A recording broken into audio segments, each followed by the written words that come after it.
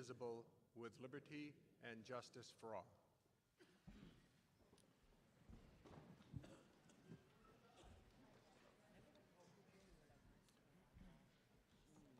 Welcome to the 2024 Plymouth Town Meeting. It was 40 years ago. This meeting was the first time I stepped up as moderator in the town of Plymouth, so it's a rather momentous night for me. So thank you all for being here.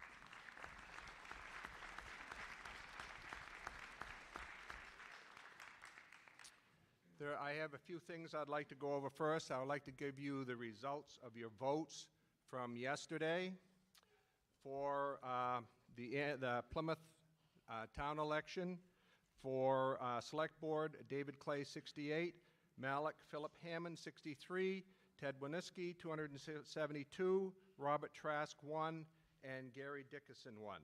And there were 20 undervotes and 0 overvotes. An undervote is, and this is something the state is making us take note of now, is if something is left blank and nobody is voted for, that is called an undervote. An overvote is if they voted for 2 people and there's only 1 person that can be elected. So that helps us keep track of numbers of people that came and left to help keep more accurate records. For town clerk, Amy K. Lee, 386. Write-ins for Amanda Conway, Charles Crawford, 1 for no one, and 1 for David Clay. For library trustee, Charlene Whitman, 368. A write-in of Abby Batchelder, 79. Marguerite Kroll, 1. Ursula Askins, 1. Askins Huber, I guess it's a hyphenated word. Ken Koshin, 2. Kathy Howard, 1. Jody Gerard, 1. Spencer Benoit, 1. Diane George, 1. And David Clay, 1. There were 39 undervotes and no overvotes. That was the undervotes and overvotes was for the town clerk, and then this one that I'm going to read now was for the library trustee, was 401 undervotes and 1 overvote. For cemetery trustee, Tara Bryson, 366, 1 write-in for Abby Batchelder, 1 for Nick Mason, 1 for Jim George, 1 for no one, and 2 for David Clay, with 56 undervotes and 0 overvotes. And I declare Ted Winiski and Amy Lee and Charlene Whitman and Abby Batchelder and Tara Bryson duly elected.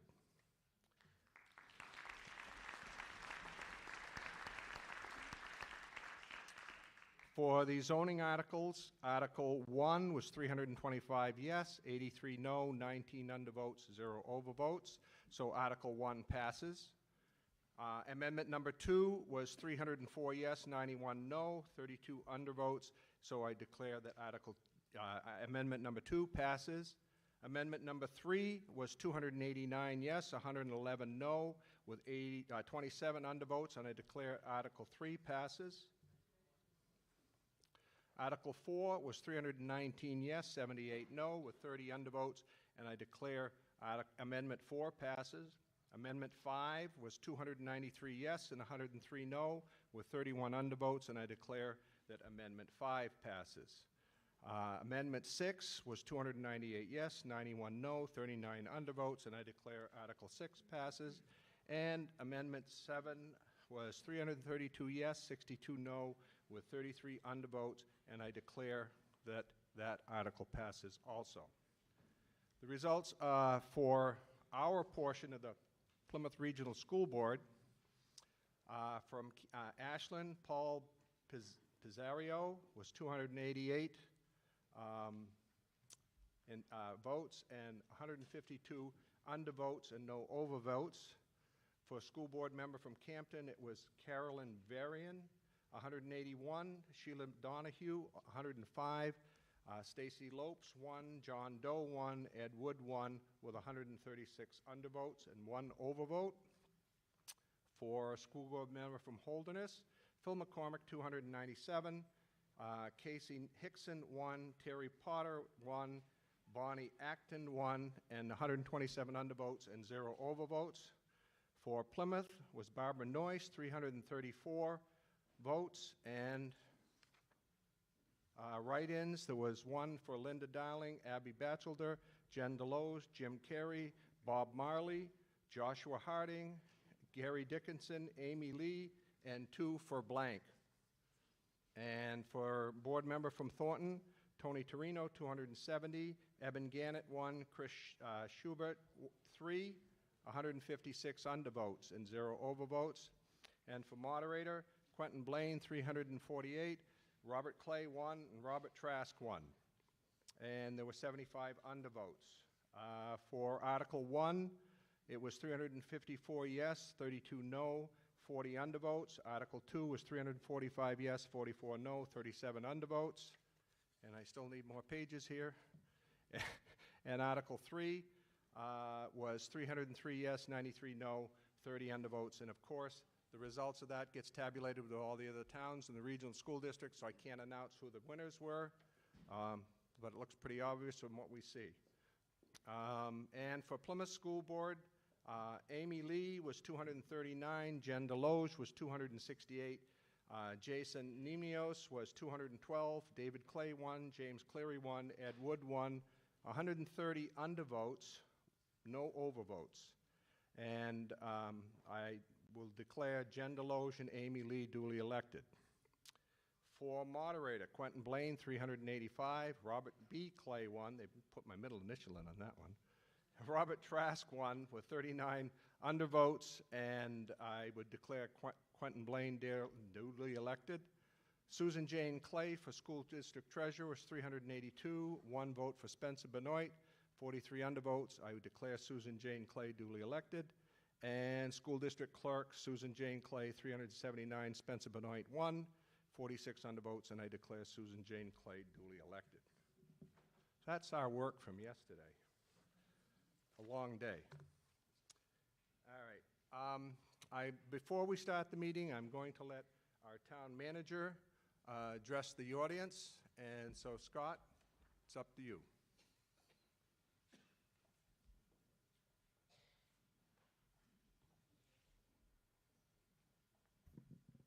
Thank you, Bob.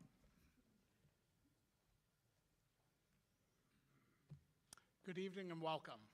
I want to thank you all for attending our 2024 town meeting. I also want to thank the many of you for your involvement in this year's budget process, which began early in July, and for the valuable input that you provided me, the Select Board, and the Budget Committee as efforts are made best to address the needs of the town and the taxpayers. I would like to introduce the Select Board. Neil McIver on the end, Marianne Barnsley, thank you. William Bolton, Ted Wininski, and the chair of the board, Zach Tyrell. Ann Abear, our finance director. And I'd ask the department heads to introduce themselves, starting at the far end of the table.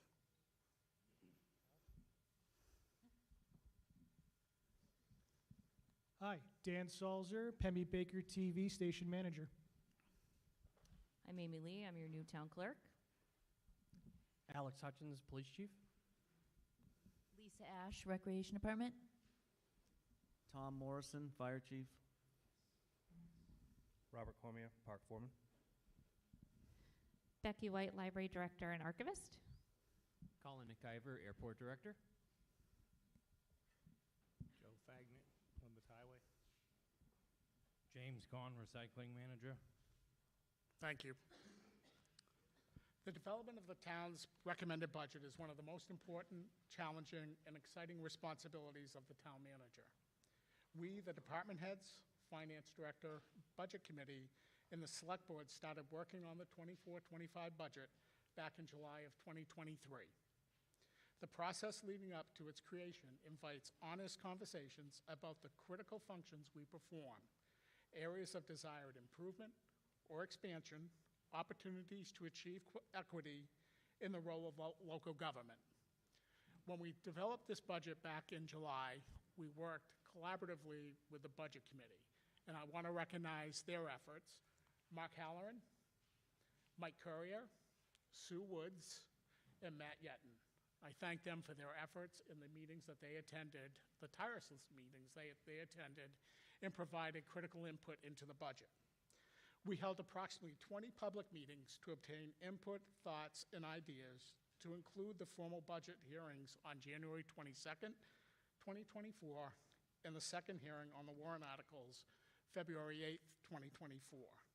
The annual budget is our largest and most significant policy document.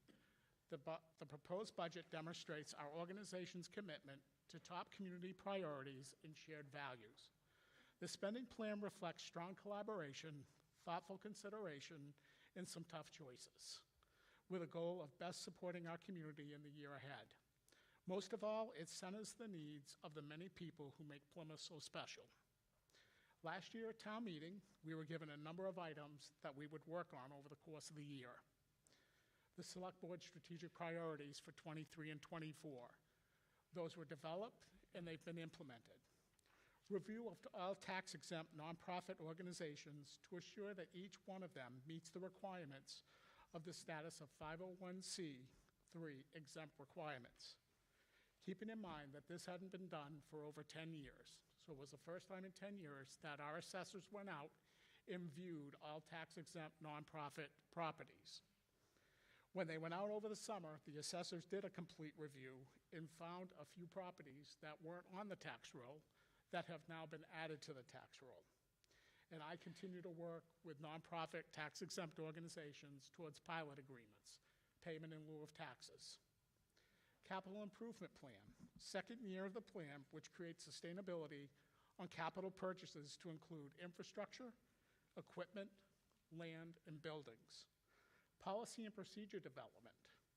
We've developed a procurement policy, purchasing policy, contracting policy, a credit card policy, fund balance policy, delinquent tax and recycling center payment policies, and they have all been implemented.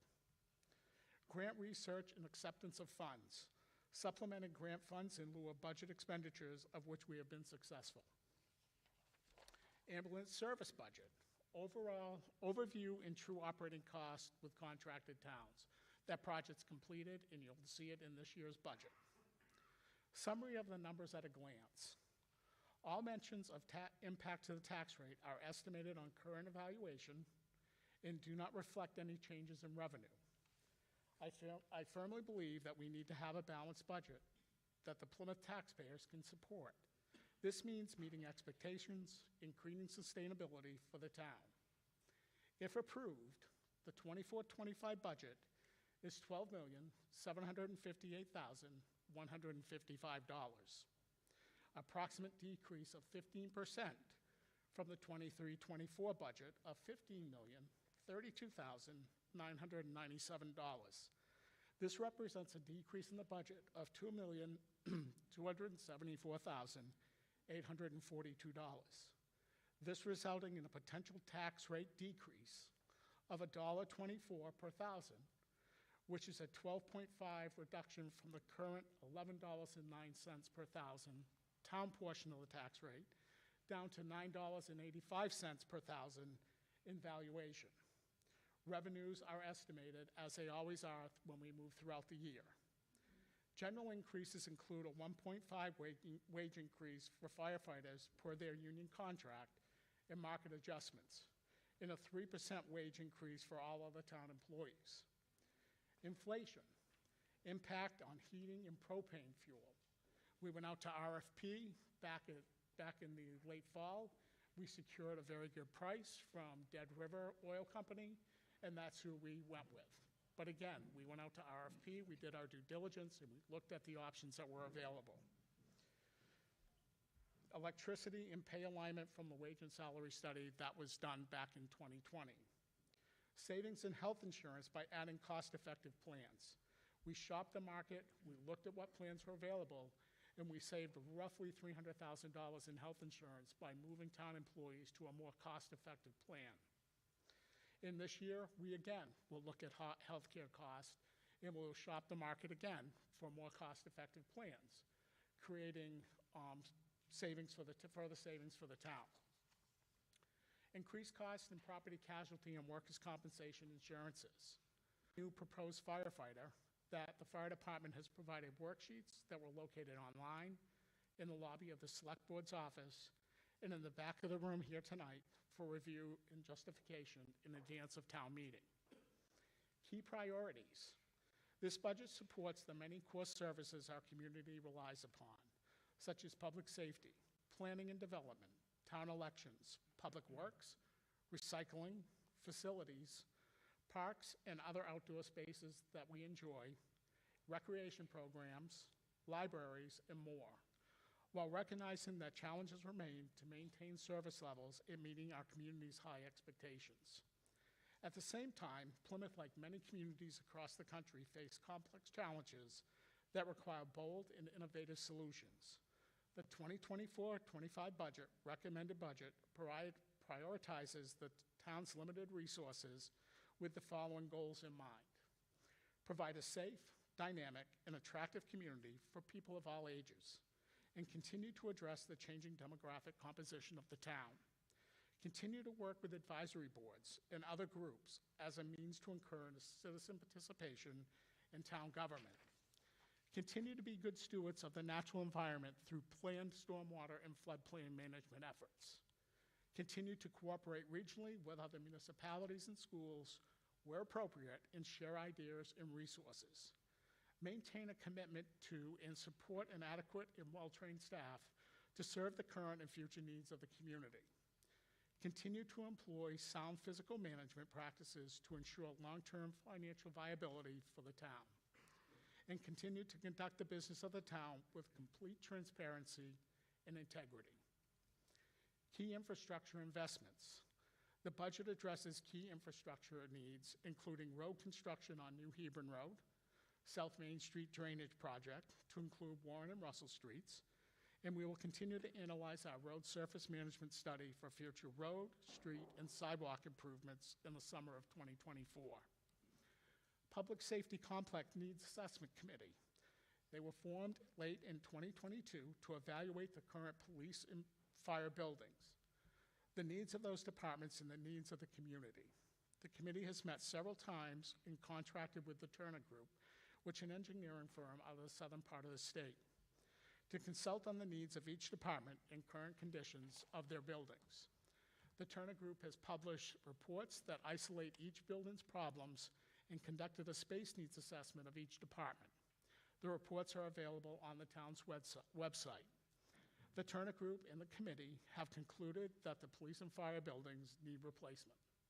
Both facilities have major concerns and faults that are not worth investing more taxpayers' funds in, and neither of these facilities can meet the department's needs and meet the standards of the industry.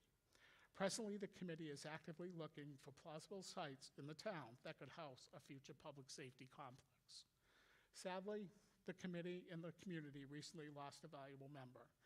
Mr. Frank Hinkle, who dedicated a lot of his time and brought many years of experience to the committee, passed away in December.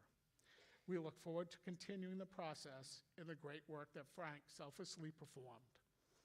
Investing in town staff. There is nothing more fundamental than the ability of a municipal organization to provide basic services than the town employees doing their work.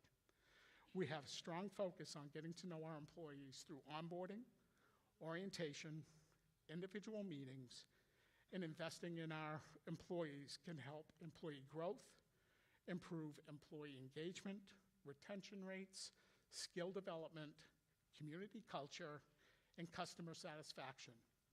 The benefits are clear, and the town should prioritize investing in our staff to remain competitive in this strong labor market.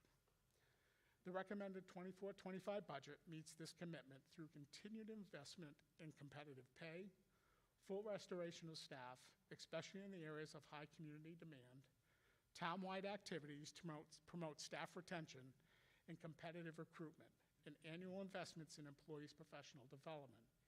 Even more true today is in today's labor market, recruitment is not the answer to retention. Retention is the solution to recruitment. Changes in design and process.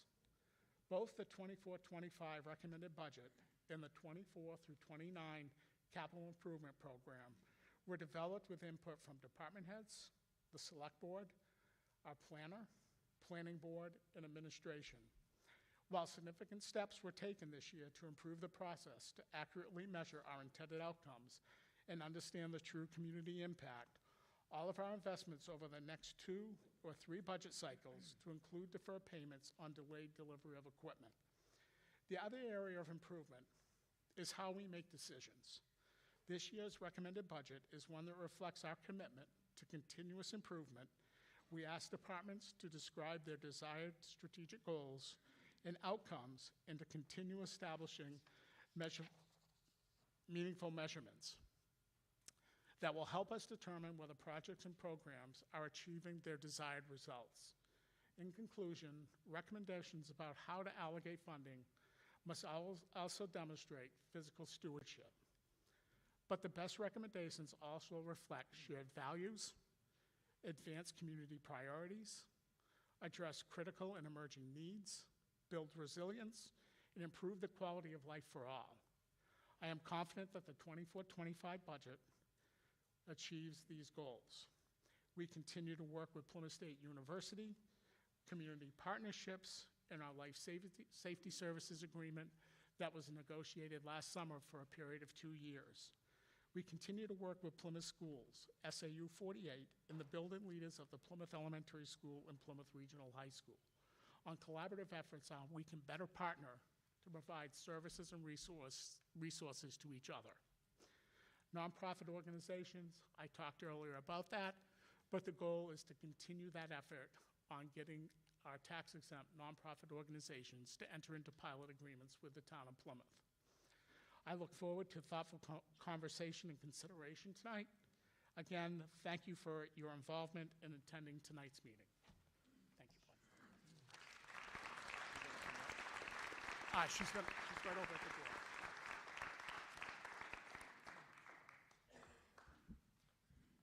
So, our town is a pretty amazing place.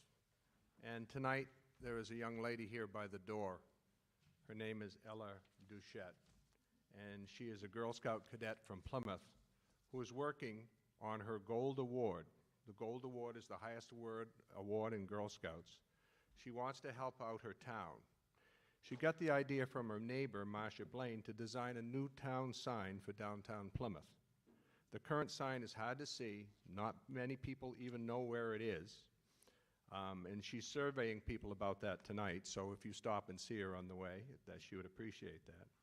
She wants to update it by making it larger and more visible. In addition to this, her project needs to address a global problem. She is researching global problems and realized that loneliness and social isolation are both global problems, and she wants to help out in our community. She has begun working with the Park and Rec and Senior Center to create more opportunities for people of all ages to get involved and hopefully feel less isolated and lonely. She's been working with Lincoln Signs to design and install a new town sign. You can see a draft of it on her display in the hallway tonight. She is working with the Town Beautification Committee, but she is also looking for community support in helping her to fundraise for the new sign. She's hoping that by making this sign, we can have a more welcoming feel when coming into town. She would appreciate any support from town members that they could give, and that is an example of one of the wonderful things happening in our community. Thank you very much.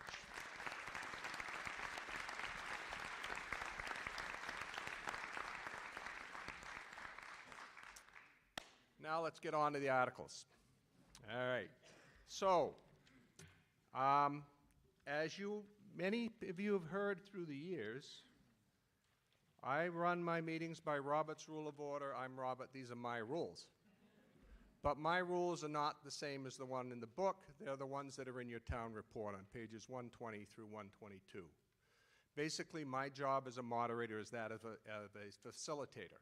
I'm here to run the meeting efficiently and to keep everything in order. And any decision I make is open to challenge by the crowd.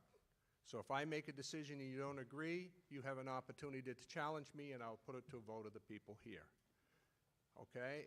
If and when you address the group, I would like you to go to the microphone, state your name, and speak after you've been recognized by me. So you can line up at the microphone. all conversation goes through the chair. It is not going to be a talking match between you and a selectman or you or somebody else. It's all going to go through the chair. So if you ask a question, somebody has a chance to answer. I may ask you for follow-up, or I may have 7 other people behind you that I may let some of them speak before I give you a second chance to speak. Are there any questions? All right. So the first article tonight is a petition article. It is, shall the town vote to increase the optional veterans tax credit and all veterans tax, and the all veterans tax credit, RSA 72:28 and RSA 28:B, to allow for the increase in the veterans tax credit.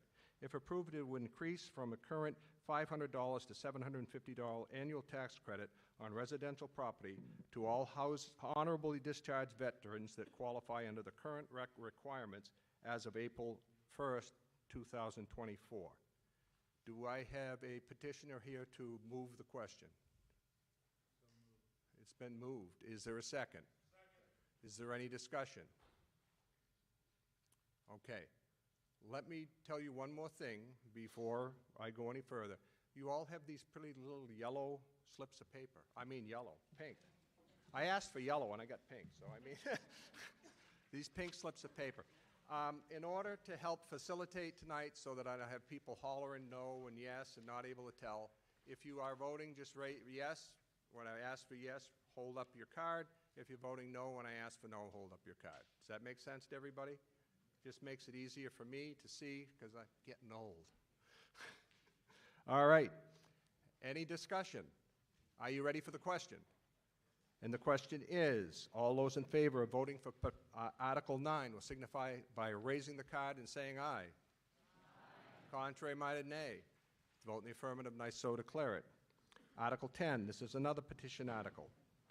Shall the following provisions pertaining to elections be adopted? All voting shall be by paper ballots, and the ballot shall be hand-counted only, rather than by use of any of optical scanning or any other type of programmable electric devices.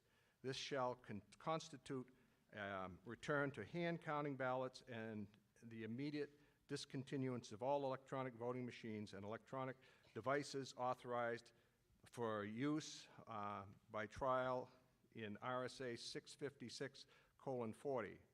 And shall this article be passed, it shall be enacted by the town of Plymouth immediately. Do I have a motion? No motion forthcoming, I'll table it. There is? You move it. Is there a second? Is there any discussion? Yes, there's a second. Is there any discussion? Yes. Yeah.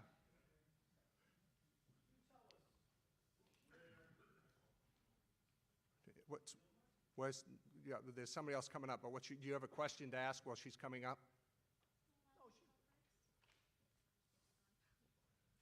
Hi, Josie. Hi. It's nice to see everyone. My name is Hasea Ewing. Josie is how everyone knows me. I'm speaking against this petition warrant article, not only just as a spirit of an election official, but also understanding how elections work. Thankfully, a lot of you have worked elections before, so you've seen how the election officials work behind the scenes. A lot of work is involved. It's a very challenging day, long day. I understand that there's a movement across the state to go to hand count in municipalities. I really discourage that. Really, really discourage that.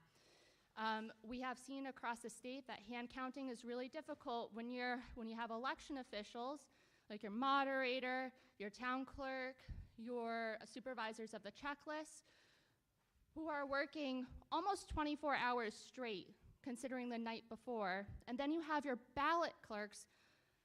Most municipalities have a hard time stacking their polls with ballot clerks. Thankfully, a lot of people here have participated in the past, which is wonderful because that speaks loudly of the community, strong sense of community we have in Plymouth. But at the end of the night, it's extremely hard to just count ballots in stacks of 25 and then to put them in stacks of 100 bundles. I know that I've suffered having to go through 3 counts with Bob, the mathematician. It's strongly, strongly discouraged having to hand count ballots in a college community. We're looking at having a state primary next and a general election. That's a lot to ask from your local election officials, and if you want to retain them. If you like the people here today, I really ask that. No. I'm retiring. You give that up. Give it up. He says that almost every 2 years. If you want to keep him for another 2, definitely do not pass this, please.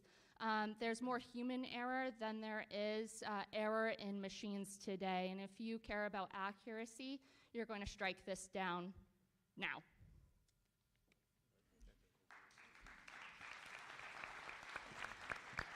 Hi, I'm John Dockery from 188 Highland Street, and I'd like you, or somebody, maybe you, Amy, who would be the person that would explain how it's done and so the idea of kind of undermining the objections. Okay. How long it's retained, where it goes, does the CPP get a copy of everything, and we know how we all vote, that kind of stuff, okay? Yeah, absolutely. Thank you so much for that great question. So every ballot counting device, there is a piece of paper ballot. So if anyone ever had a question about any election that ever happened, they can write to the state to request a recount, and we physically have a record that we keep for a certain amount of time sealed up in a box in the town hall.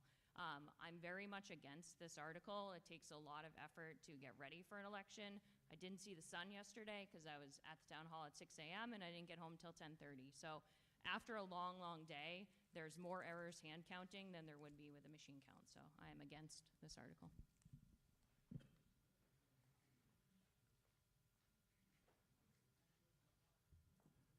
I'm going to do something I haven't done in 40 years, is I'm going to step down as moderator because I want to speak to this article because it's very near and dear to me.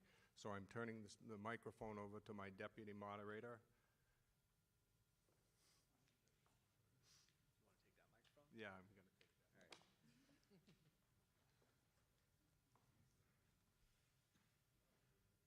Well, All right. the moderator recognizes Bob.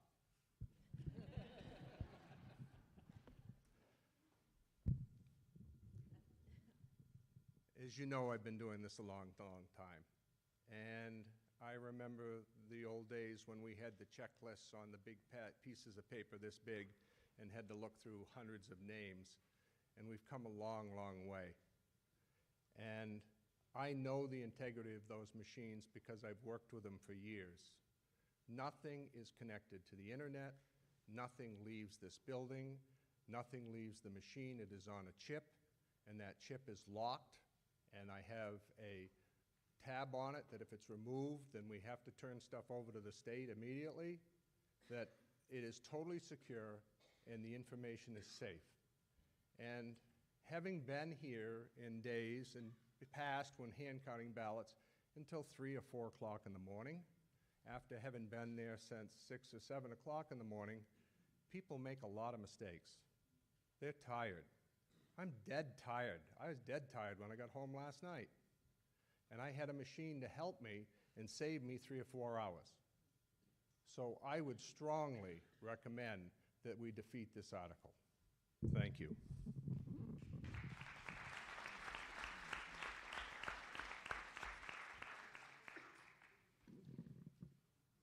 Any more discussion?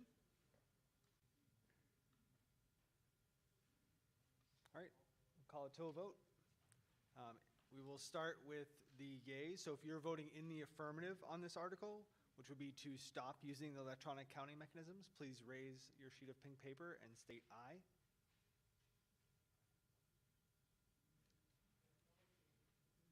Thank you. If you're voting opposed to this measure, please raise your pink ballot and state nay. Nay. All right. Warrant article fails. Thanks, Bob.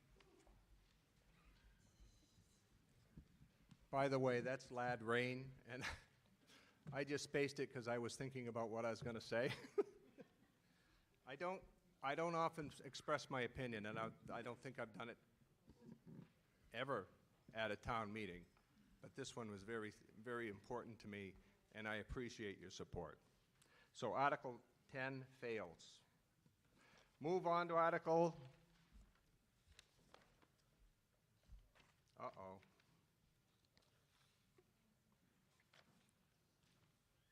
They're not in order. And I don't have the ones in between. I got to go to the town report. I haven't printed on big paper so I can read it. And so now we're on to Article 11. And oh, it's a nice big long one.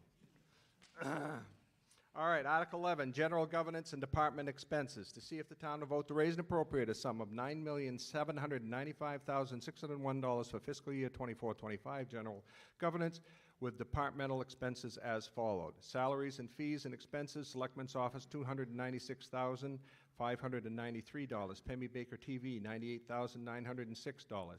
Election registration and vital statistics, Town Clerk's Office, $171,558, Financial Administration, $336,234.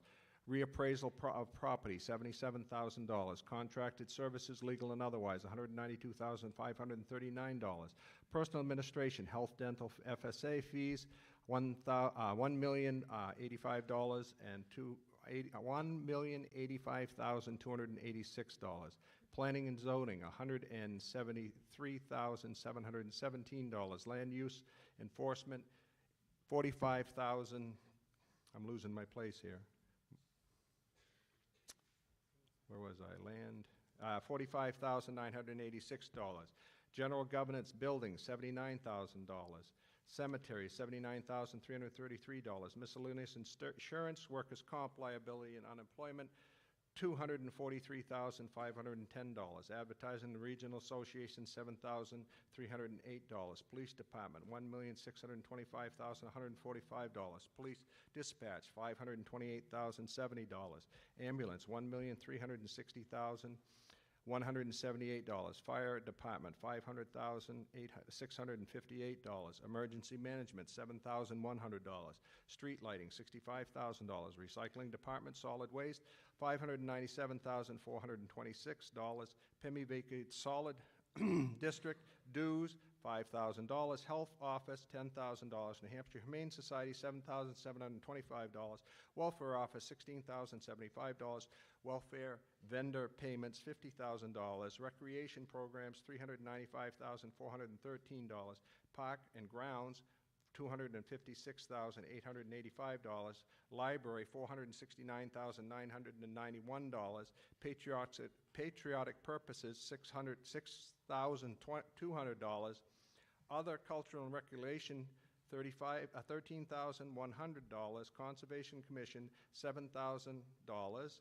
Care of trees, $10,000. Infrastructure bond payment, number 9, approved in 2016, $207,882. Infrastructure bond payment, number 4, approved in 2020 for $280,625. Library expansion project bond payment, number 14, $136,982. 2023 Main Street construction bond payment, $265,735. And 2023 solar array bond payment, number 1, $80,421. The Select Board recommends this article, and this is approved by the Budget Committee, and the estimated tax impact of this warrant article is $6.40 per thousand. I didn't see the little slash there. I told you this is the tiny print. In property valuation. Do I have a motion? So moved. Is there a second? Second. Is there discussion?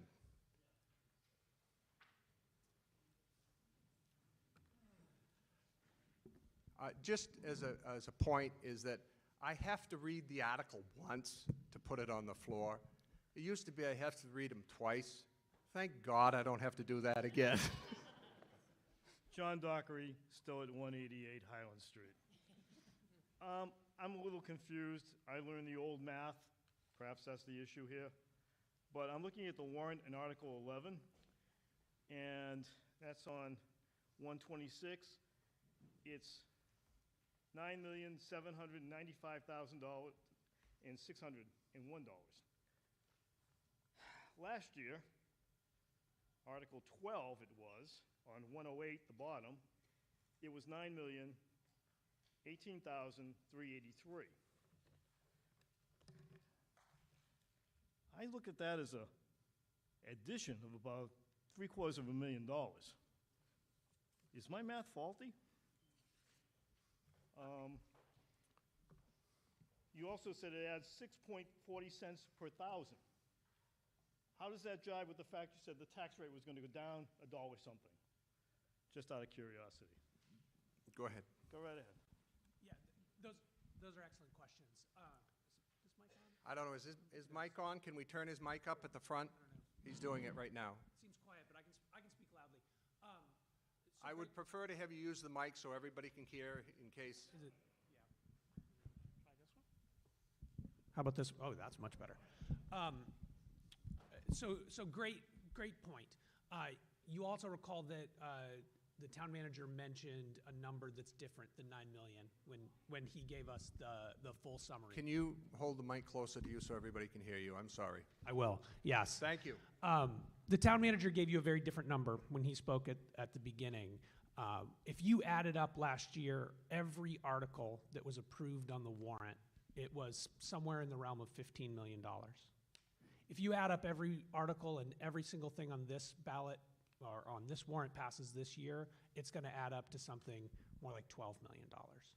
So when the town manager says the overall budget that's being proposed tonight is a reduction from last year, that's the case, right?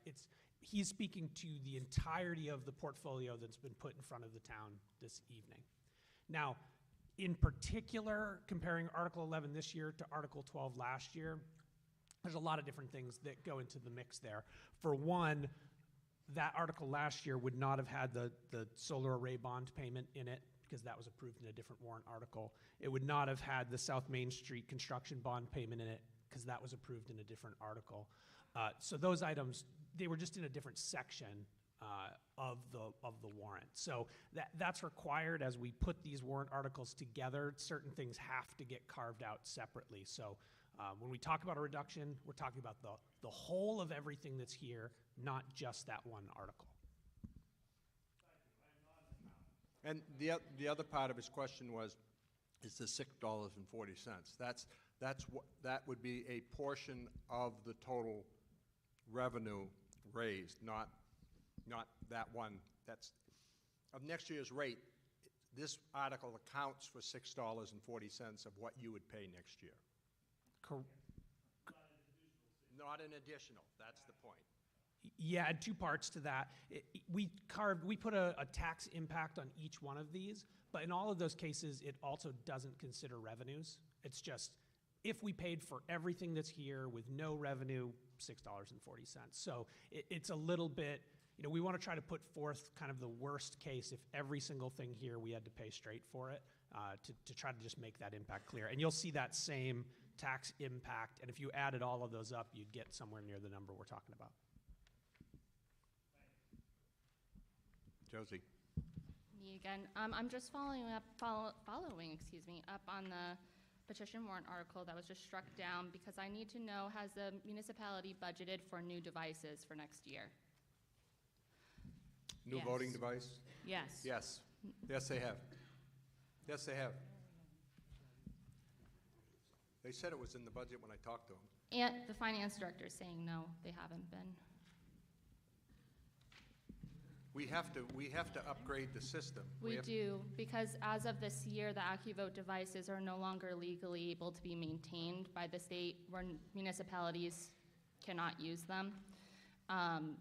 So my recommendation is, if we haven't budgeted for that, we increase the budget, the town clerk's budget, And I'm going to recommend, a lot of municipalities have a spare device. It's really important that we do in case something happens with the one device. That's going to prevent us from having to count other ballots, hand count other ballots. All votes count. And so I would say that if it's not in the budget, we should increase it by an upwards of $15,000. And that's for 2 devices. We do have that in the budget, Josie, under do? election expenses of $15,560. Perfect. Okay, perfect. Thank you. Okay. John? John Tucker. Mr. Moderator, may I make a couple comments first? As long as they're germane. Okay.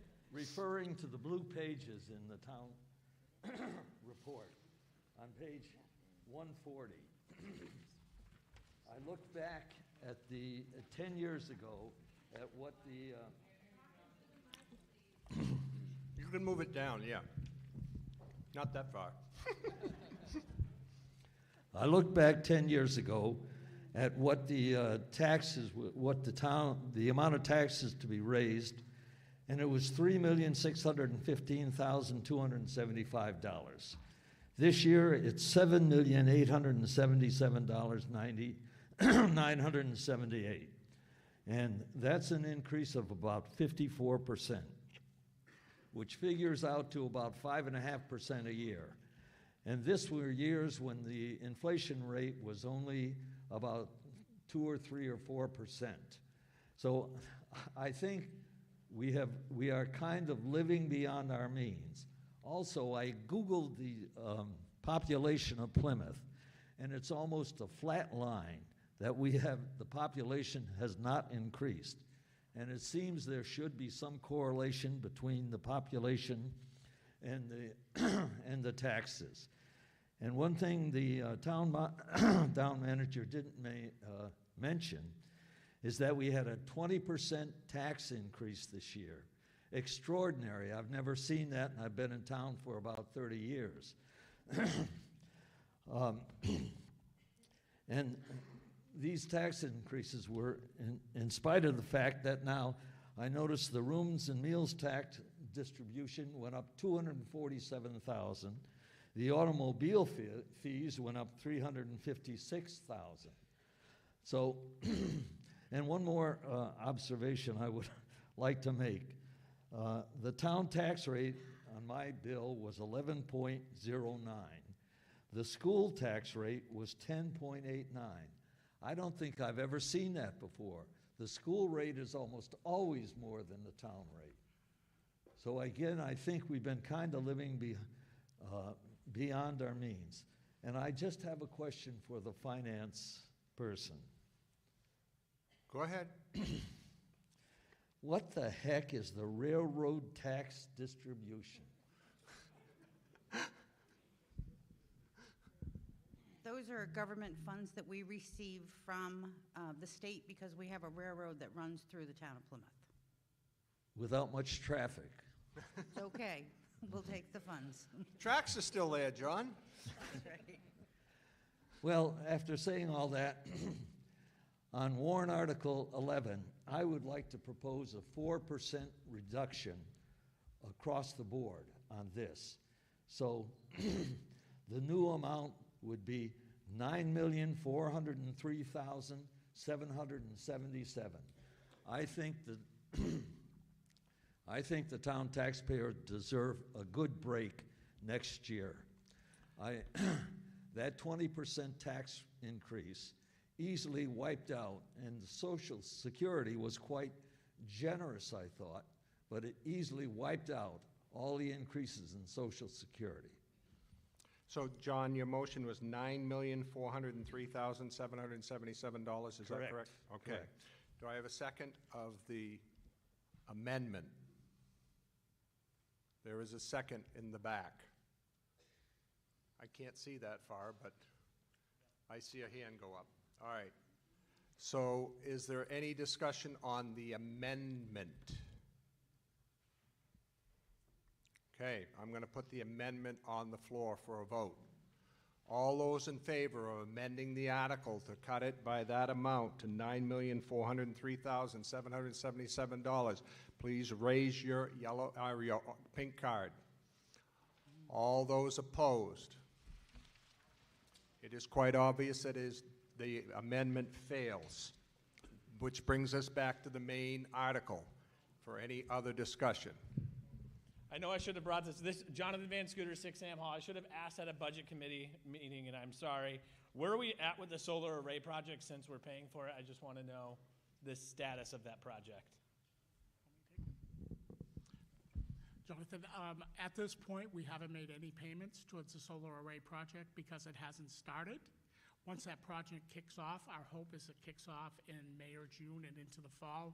Then we will make our first payment to the CDFA in which the loan is through. So there's no payments made until they start? There has been no payments made. But we won't make any payments until they start? That is correct. Got it. Mr. Ahern. Henry Ahern, Plymouth, New Hampshire, Route 3 South, Daniel Webster Highway. I just have a question, but first I'd like to make a comment. I really appreciate the work that Scott has done on this thing. He's done a terrific job. It's a lot more transparent than it was before.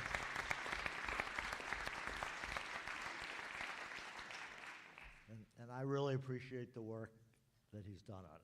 I do have a question, though. I'm trying to figure out where the personal administration and health fees of $1,085,000 comes from when I'm going back and looking at in the second set of blue sheets that it sort of appeared this year, so it must have come from somewhere and I can't figure out where. Nope, that's a great question, Henry. What we've done based on advice from our attorneys and advice from our healthcare provider, Health Trust, is that we moved all the health insurance budget information is into that personnel administration now, where in the past it was broken out into each individual department. Does that answer your question, Henry? Yep. But that's where it came from, is it was removed from each individual department and put into personnel administration to cover the costs. The reason for doing that is HIPAA privacy laws in the health insurance industry to make sure that we're not identifying any individual in any one of our departments with what type of coverage and plan they have. Is there any further discussion? Are you ready for the question? All those in favor of Article 11 will signify by saying aye and raising a card.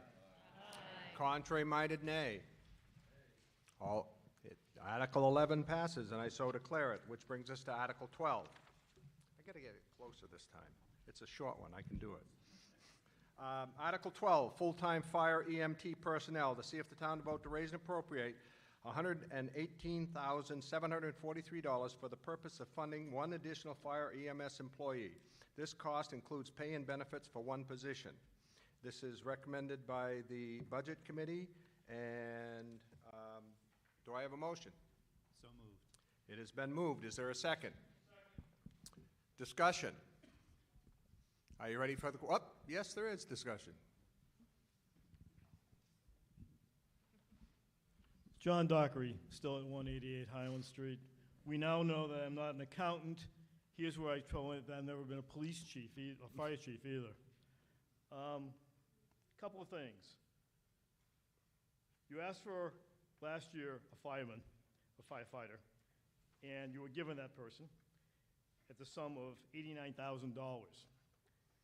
This year, it's $118,000, which answers the question, what does the Plymouth Fire Department and Market Basket have in common? And also, the fact that you look at the roster, and there are 7 officers managing 6 firefighters. I'm wondering if anybody could address that. Go ahead, Chief. Thank you for your question. So what that roster does not include are the 20 call personnel that are also, which includes 1 call lieutenant. And I think he's on that, actually on that roster. Can you get a little closer to the mic, please, Chief? Yes. As far as the difference in the figure from last year. I suspect that's a result of, I know it's a result of a pay increase, more importantly, a retirement increase. The health insurance, Ann, I think was level or less, but we tried to be more transparent this year in putting that number, and this is the first time we've done it that way. Okay. So that you can see all the costs of putting that person on. Okay. By the way, we're looking at page 12 for all you at home. Secondly, we budget for a family plan, which is the most expensive insurance policy. Mhm. It may be that we hire a single person, and that won't be necessary. I assume that all the officers as well are also firefighters, EMTs. Absolutely. Okay. Yeah, all the full-time personnel are cross-trained. They're firefighter EMTs. The call department, you can be a firefighter, or you can be an Or an EMT, or you can be both. Would you care, I've read in the little pamphlet that you said basically 87% is emergency. How much of that do you think would be EMT service, 87% of the department, correct? About 80% of our call volume is EMS. Yeah. Is that what you're referring to? Yes, Yeah. exactly. How much of that is related to the school, which pays $200,000 a year for that? The university? Yeah. Last time we looked at that, which was in the fall when we were preparing this budget, it was in the neighborhood of 5% of our call volume. Really? Okay. Thank you. Yes, thank you. Any other discussion? Mr. Moderator? Yes. Another question that I was asked and that series that I didn't hear fully answered was, we had a position on the warrant last year. We have another position on the warrant this year, sort of what's happening to our police staffing, or I'm sorry, the fire staffing. This is a multi-year plan. We started this, I think this is our third year, Yes. Chief, where the fire department came to us and said, with our current call volume and the number of simultaneous calls we're dealing with on a day-to-day basis, we need to get to a point where we have three men or people on the department in any shift.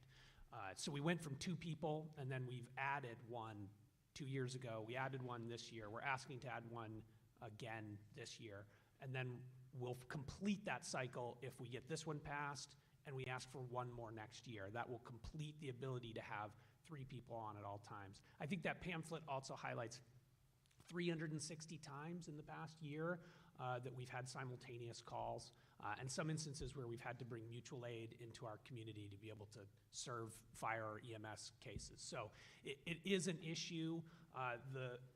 The chief also spoke about the call program, or the call folks that are on, and that number has reduced. We've had fewer and fewer, call firefighters, and so that's made it challenging. We've had to move to a more professional, full-time staffing. Okay. Go ahead. I think just as a follow-up to what Zach mentioned, you say 3 firefighters. Well, how do 3 firefighters man 2 ambulances when you have simultaneous calls?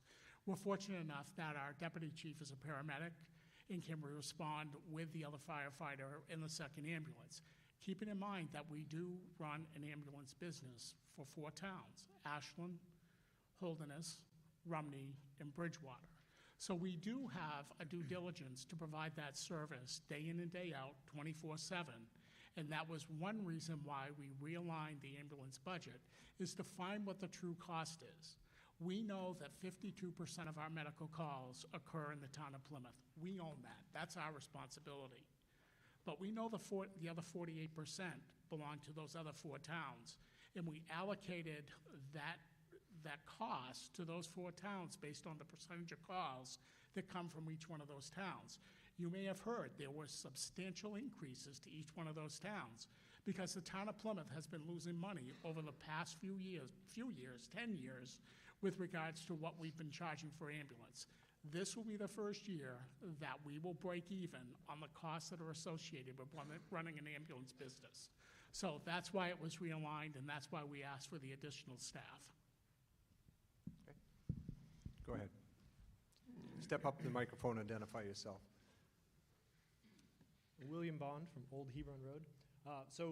The discussion is relevant to my question, and that was, have we done an analysis to see if it would be significantly less if we were not providing an ambulance business to 4 other towns? Would we need 3 full staff around the clock? Did we figure out how many concurrent calls we have just to Plymouth versus, I mean, it kind of sounds like we're building out a bigger EMS service because of that. And I just want to know, like, is that helping us or is that actually hurting us? And if that analysis was done. Mr. Moderator, we did a study years ago that said that we should have at least 3 people on duty around the clock. And right now, with the addition of that person last year, we have 3 during the day, but from 8P to 8A, there's only 2. That's not safe for us. It's not good for the patient. We end up abandoning the patient when we go get the stretcher, et cetera. So, no, I wouldn't foresee a reduction in force if we went back to just covering Plymouth. We do over 1,000 calls a year in Plymouth. So you would summarize it as it actually helps our overall coverage to provide this service to other towns as Yes. opposed to stretching us thinner. I think so. Okay, great, thank you. Thank you. Go ahead. Good evening, everyone. Phil Lamoureux, I'm on Hilltop Drive. I appreciate the great work that the Select Board has been doing and town staff. Thank you all. My question, I think I'm getting an echo here. I had a couple questions that were in line with the previous questions, but I do have an outstanding question of, in the white budget sheet on, oh boy, what page am I on? Page 7, under the ambulance line, it does show past revenue of $585,000. Scott, do you have an estimate of what we anticipate to bring in with the corrected revenue stream from mutual aid? I'm going to give you an estimate because I don't have the number right in front of me, Phil, but it's roughly $750,000. Okay, I was going to say, I mean, with the total line item, I think we were looking at, oh boy, getting lost on my sheets here, wrong page. The $1,314,000? Yeah, I mean, the select board recommendation for the year was 1.4 million, and we were anticipating, and last year's revenue was 500,000. That leaves, almost $1 million taxpayer funded from Plymouth alone. And I'm just kind of curious, how much of our service is mutual aid? I mean, I guess, Chief, you just indicated that it's more cost effective to cover more area with the resources we have, which I appreciate. I almost think we should do that with more services, honestly, have county-wide services instead of town. But yeah, I guess I was just wondering about the increased revenue and how much of the $9 million or $900,000 that we're still paying is going to be picked up by other towns. So it's 700 and some odd thousand that we're receiving from the contracted towns. Okay. But remember, we bill for the services as well through a billing agency and collect from insurance companies. Okay. So that is in addition to that $700,000. And that's a big variable that we can't predict anyway, right? Do you know what that number is? Yeah. So, and when I looked at that income a week or so ago, we're on track to do that $750,000 between billing and the contract towns. Billing, by the way, as I may have said last year, I should say the revenue from billing is abysmal. We collect at the end of the day about 40 cents on a dollar that we bill out. Because half of our payer mix, half of our patients are, no offense, Medicare, we get about $400 for that call, and you're done. It's illegal to balance bill them, which is fine. And the commercial carriers reprice our bills, and we have no recourse for that. We send a $1,000 bill. I won't name the insurance companies, but many of the major insurance carriers will reprice that and say, no, that's a $600 bill. That's what we get, and we're done. I mean, it all goes to collections, but again, that is a minimal return also. Okay. Fair enough. Thank you. Thank you.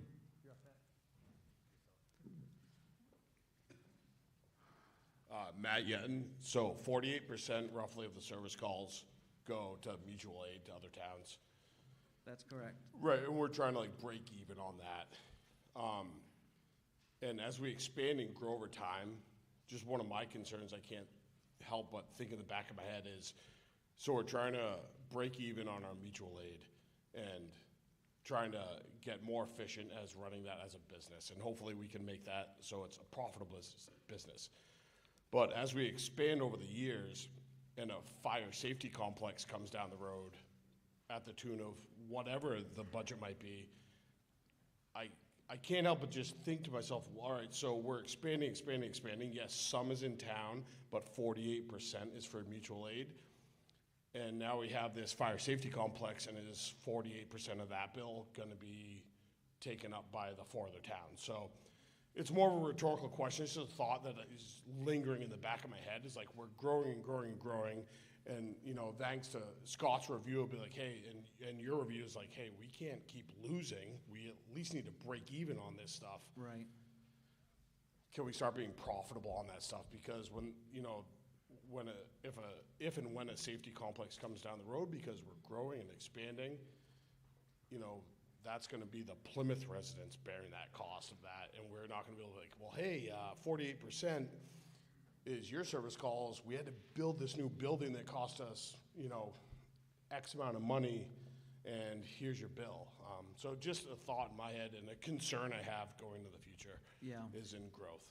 Thank you. One of the, if I may, Mr. Moderator, Yes. one of the income potentials that we've looked at, and certainly we'll look at a lot harder when we have a facility to put it in, is a transfer operation where we move patients from Spear to other facilities. That goes on every day, and we're missing out on that. That's good revenue.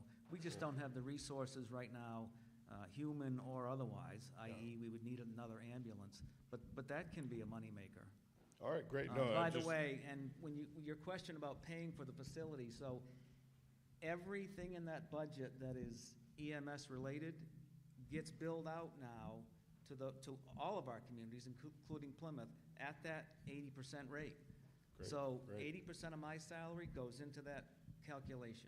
No, that's excellent. I know there's been a lot of great changes in that budget from this used to be a loss to now, you know, we're actually We never used to bill anybody back in the day. No, it's great to see it, and thank you very much for putting in the effort, you know, everyone for that. And yes, I think another point, Matt, that's important is when I gave my opening, we talked about strategic priorities and goals of each department head. So one process we go through, and we'll start here in the next 2 weeks as we work towards the July 2024 starting of the development for the 25-26 budget, is I meet with each department head and we talk about their strategic goals. And we continuously evaluate what those programs and projects are, because we really need to create sustainability for the town of Plymouth. Yeah. So if, like Tommy mentioned, and some of the things that we're looking at as transfers, that we can bring in more revenue but not have more expenditures, then that's a plus for us. Yeah. But it's something, it's progression, it's continuous, that it happens, that we're evaluating what those strategic priorities and goals are, and making sure we have measurements against those, that we're creating sustainability. excellent. No, thank you very much. Appreciate it. Thank you both. Yes, thank you. Welcome. John, there's somebody ahead of you. Oh, you're going to let John go? Okay. Going back to the blue pages, I just wondered, there are no estimates of revenue for the police and fire. I wonder why that is.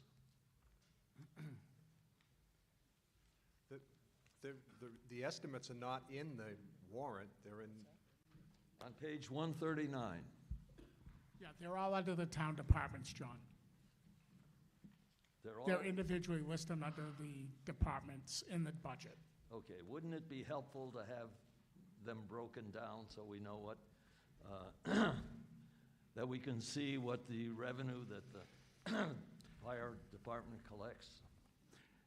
There is a green sheet that does break that down. That was part of the packages that were handed out. But if you're looking specifically at police dispatch parking and the resource officer, the projected for 24-25 is $600,000. With regards to the ambulance and fire department, the projected is $700,000. But you bring up a good point that we could print it. But most people don't have that sheet, do they? And you make a very good point, and we can include that. Okay. another question. Payment in lieu of taxes. The university at one point, 20 years ago, was not allowed to make a payment in lieu of taxes. So we concluded a agreement with the college about what they would pay. And this was 16 or 18 years ago. And now I see it's not, I don't know what that is now. And it's got a payment in lieu of taxes of just $74,000. And it should be much more than that, shouldn't it? So we negotiated, last summer, the select board negotiated with Plymouth State University.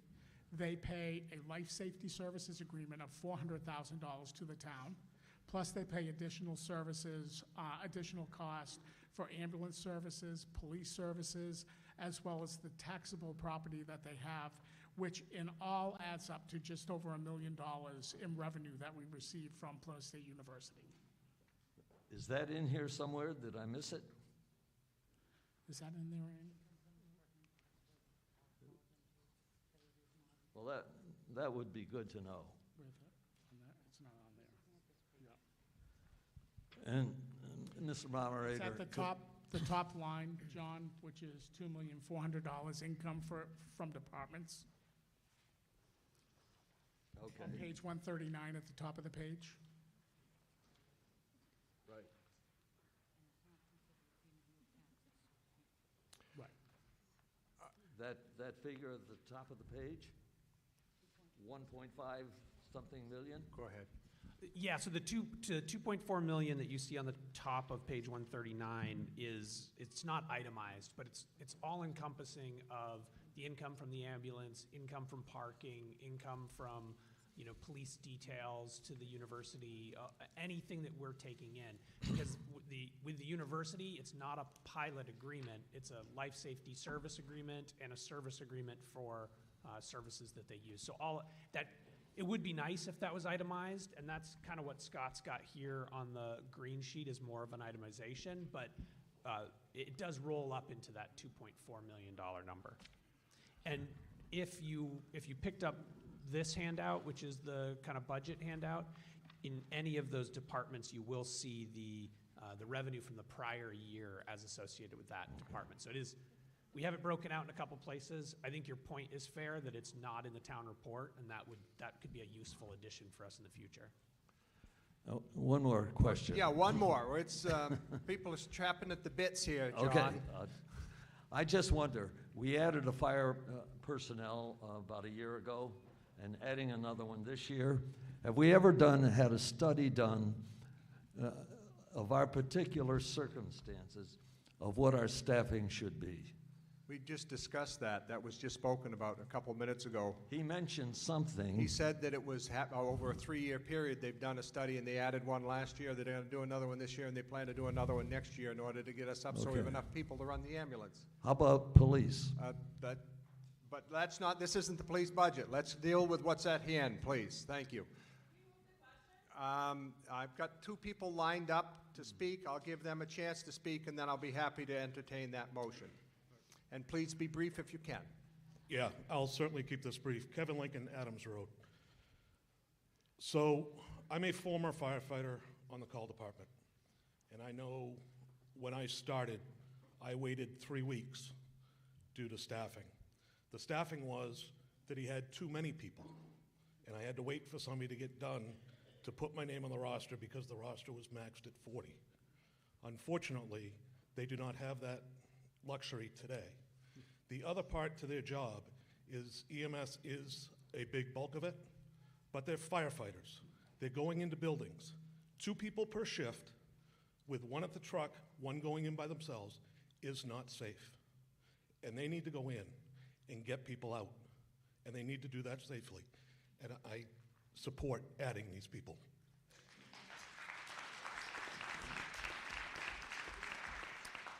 John? John Randlett. You mentioned, if I heard it right, that the university and special fees plus the $400,000 is paying about $1 million.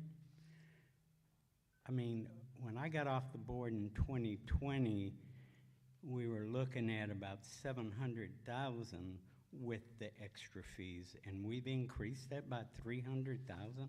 That's correct. Very good. Thank you very much. Helping with my taxes. I just wanted to make sure, because of my hearing, that I heard the right figure. And Tommy, I wanted to ask one question. When we were on the board, we were losing police officers, we were losing firefighters to other towns. And we had in the position that they signed a contract for 5 years employment. If not, their training and everything else was payable, was reimbursed to the town. Do we still do that? We hire certified personnel. They can't work by law without being a firefighter, certified firefighter and EMT, so we don't have that cost like the PD has a $30,000 cost to send somebody to the police academy. What we do have in place, though, is that any training that they do, that we pay for, they do sign a contract. Okay. Well, I just want to make sure. I think Joan asked you before, Yeah. and I just want to make sure we were talking about the same thing. Perfect. And I've used the ambulance service just recently, and thank you. Good job. Appreciate it. And I will entertain the motion to limit debate. All those in favor of limiting debate will signify by saying aye. Contrary-minded, nay. It's a vote in the affirmative, so declare it, and it brings us to the main article, Article 12. All those in favor of Article 12 will signify by saying aye and raising their pink card. Contrary-minded, nay. Thank you very much. Article 12 passes. Yes.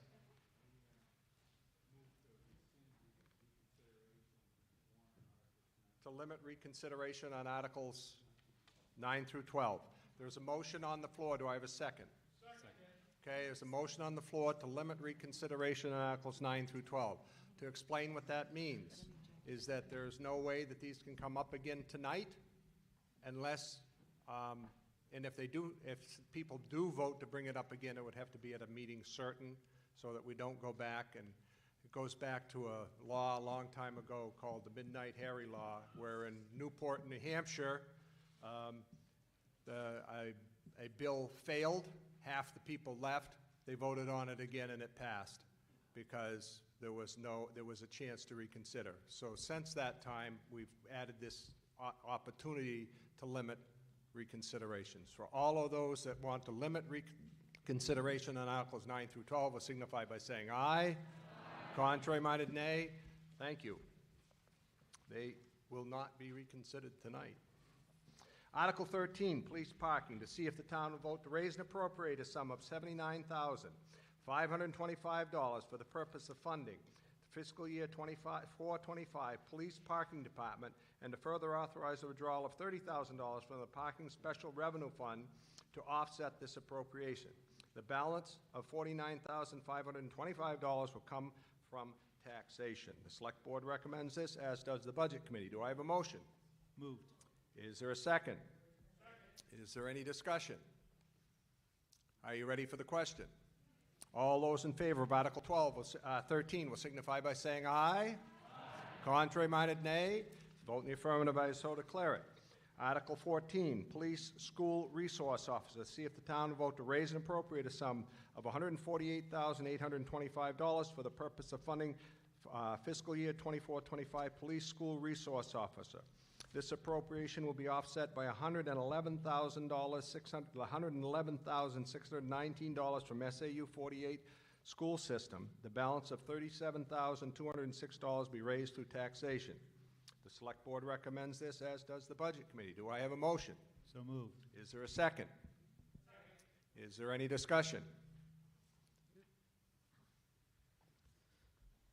I just wonder what the breakdown of the costs are. It seems like a lot of money. It's about a 35-hour-a-week job with quite a few vacations.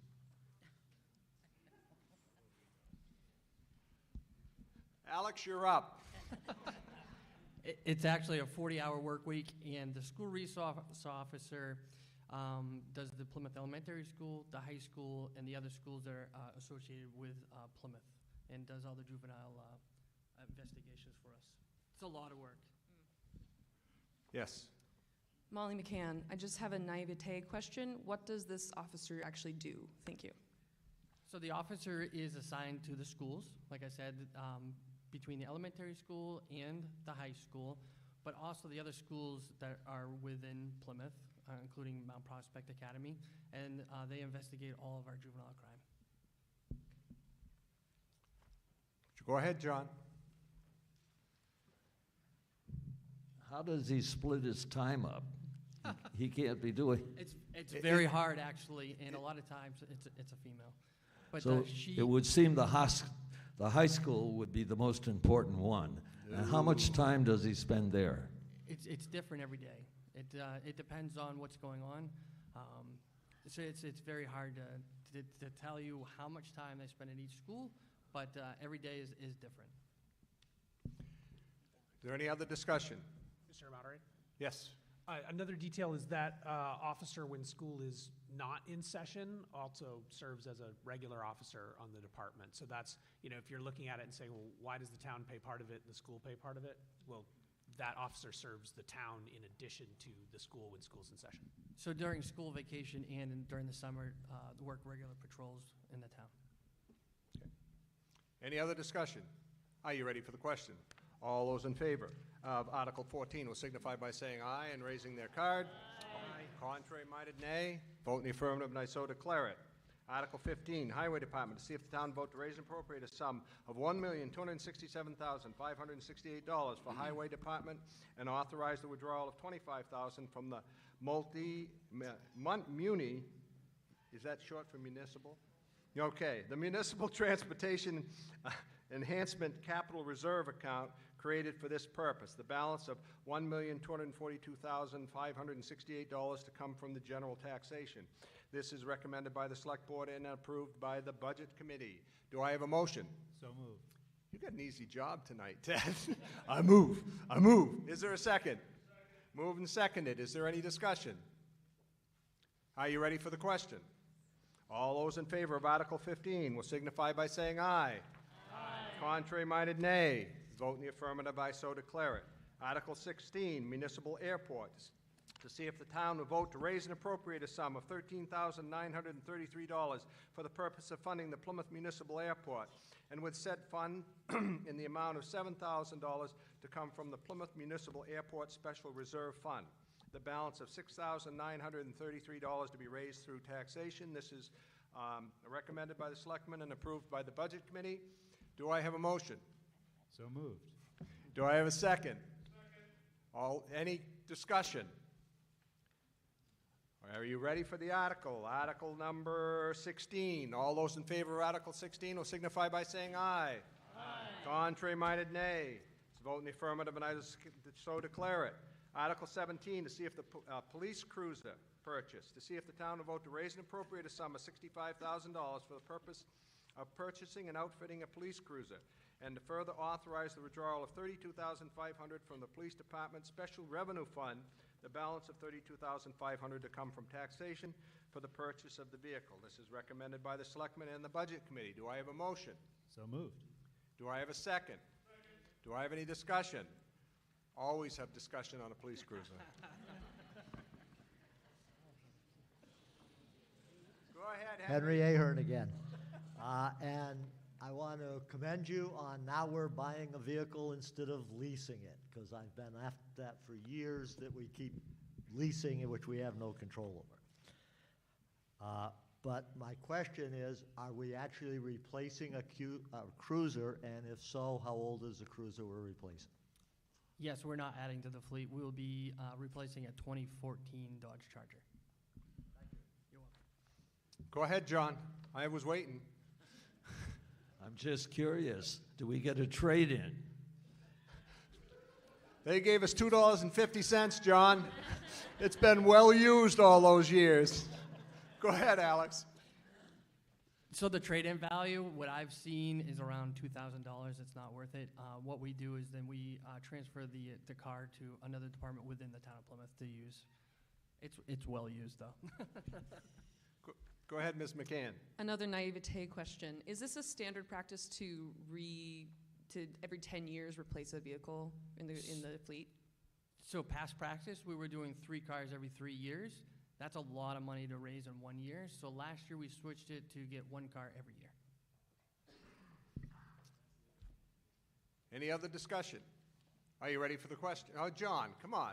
I just want to say, $2.50 wasn't enough? when I was a selectman many years ago, the trade-in went to the fire department, and that was the chief's car.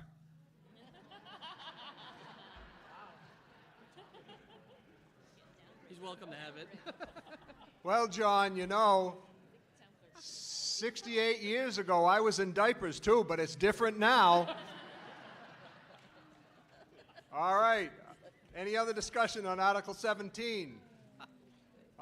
All those in favor of Article 17 will signify by saying aye. Aye. Contrary-minded, nay. It's a vote in the affirmative, and I so declare it. Mr. Moderator. Article 18. Mr. Moderator. Yes. I'd like to make a motion to rescind reconsideration of warrant articles 13 through 17. Moved, seconded to limit the reconsideration of articles, which ones were they, 13? 13 through 17. All those in favor will signify by saying aye. Aye. Contrary-minded, nay. It's a vote in the affirmative, and I so declare it. Now I'm back to the big type. It's going to be easier for me now. Article 18, capital projects, to see if the town vote to raise and appropriate a sum of $775,000 for the purpose of funding the following capital projects for fiscal year 24-25. Landfill monitoring, $10,000. Improve road construction projects. Is that proper English? Okay. $225,000. South Main Street project, $500,000. Highland Street improvement project, $40,000. This is recommended by the selectmen and approved and recommended by the budget committee. Do I have a motion? So moved. Is there a second? Discussion. Are you guys playing tag team, Henry and John, or what? Just a quick question. This includes all the sewer stuff that's being done down through the street and so forth? Yes. Okay, and so my question is, hopefully within that, where they diverted traffic out over Parker Street, which is now falling apart rapidly, that something's going to be done with Parker Street.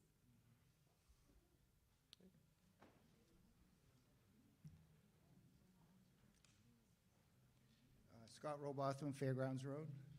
I just have a quick question for somebody, just to give a brief overview of what each 4 of these items are and what they're going to either do with them, or like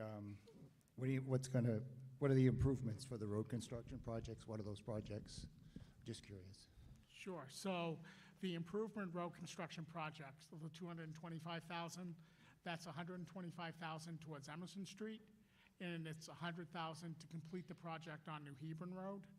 With regards to the South Main Street project, during the excavation of last summer, it was identified that there was contaminated soils in the area from basically by Fat Fish down to the Flying Monkey.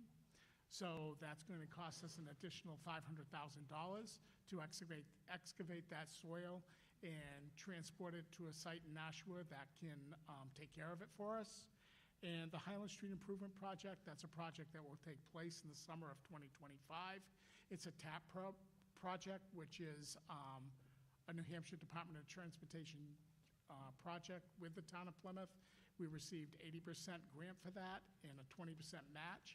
And based on construction fees at this time, we're adding $40,000 to that for the 2025 construction season cost. Thank you. You're welcome. Follow-up question about the contaminated soil. Is there a report on that somewhere that I can find about what it was contaminated with, and et cetera? I don't have the reports in front of us, but there was soil experts that came in and did drillings and samples, and it was identified in the soils, according to the Department of Transportation and New Hampshire Department of Environmental Services. Those soils have to be removed and transported to a contamination site and burnt or disposed of properly.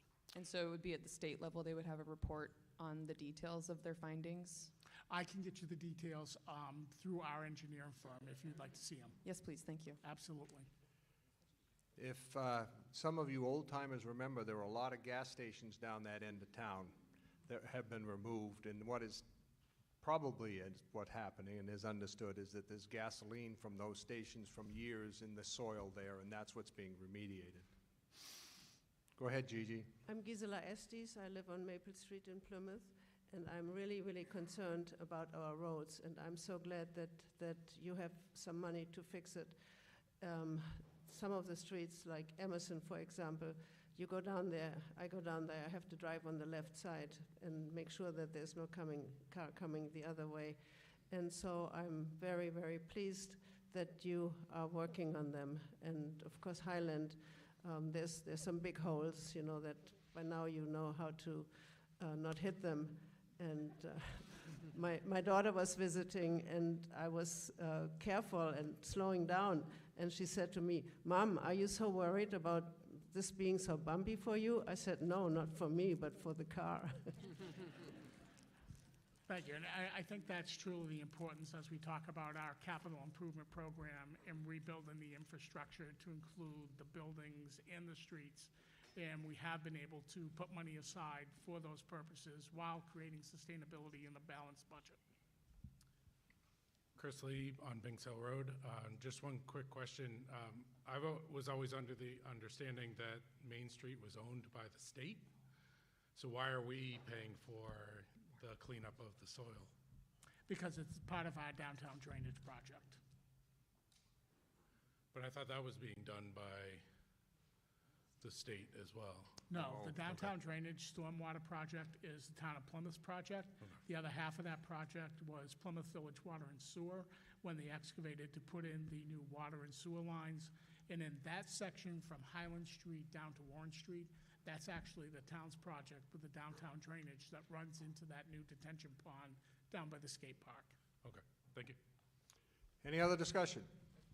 Yes. Jeremy Heidenreich. I just wanted to thank the town publicly for fixing some of the sidewalk on Thurlow Street, because I don't like getting hit by cars or breaking my ankle at night. So thank you so very much for patching those giant holes that were in the sidewalk. I appreciate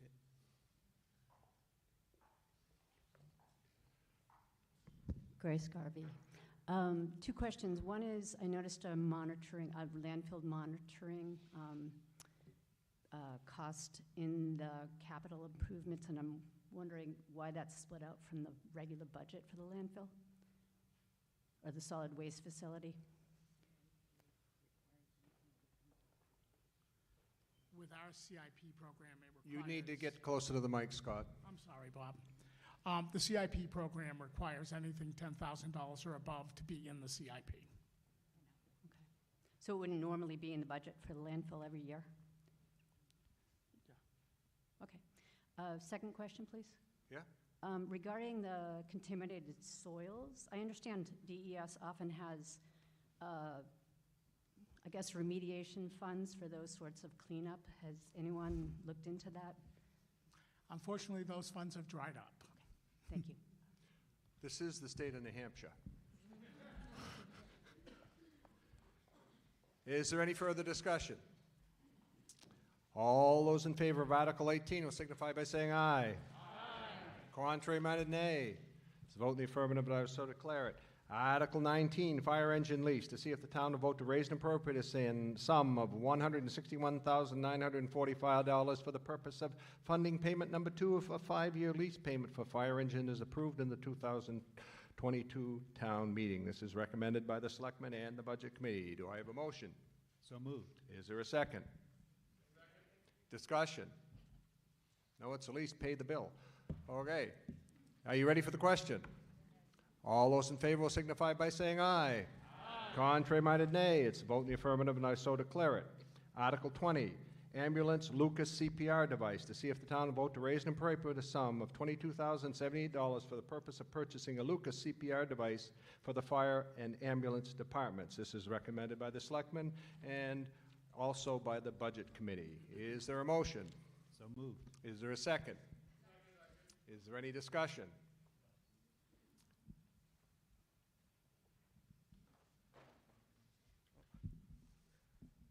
Does the other ambulance still have one, or have one when it was bought new? Or is this the first one?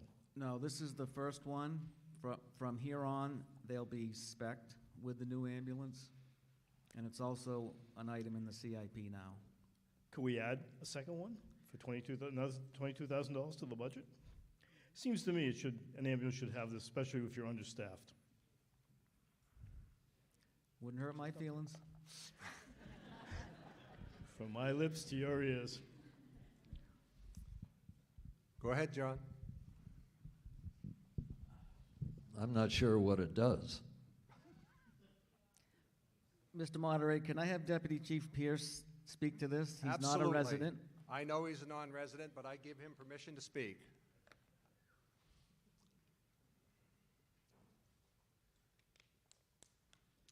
Before you speak, does anybody object to him speaking here? No. Thank you. Please. Oh, sorry. Good evening. So this device, the Lucas CPR device, basically what it does is it takes the place of 2 personnel to do guaranteed systematic CPR on a patient, all right? As we all know, well, we've discussed all night, we're short-staffed, but it takes 5 personnel effectively to do CPR on a patient to get the best course of survival. As you know, we all get tired. CPR is very tiresome. So this device essentially, think of it as a robot, if you will. It guarantees the same great compressions every single beat for as long as we need it to go. We don't have to worry about personnel getting tired, rotating personnel, et cetera, and allows us to do other life-saving interventions while this machine is doing its job. We're the only agency that doesn't have one in the area, so we're just trying to come up with times and modern medical practices. Okay. Thank you.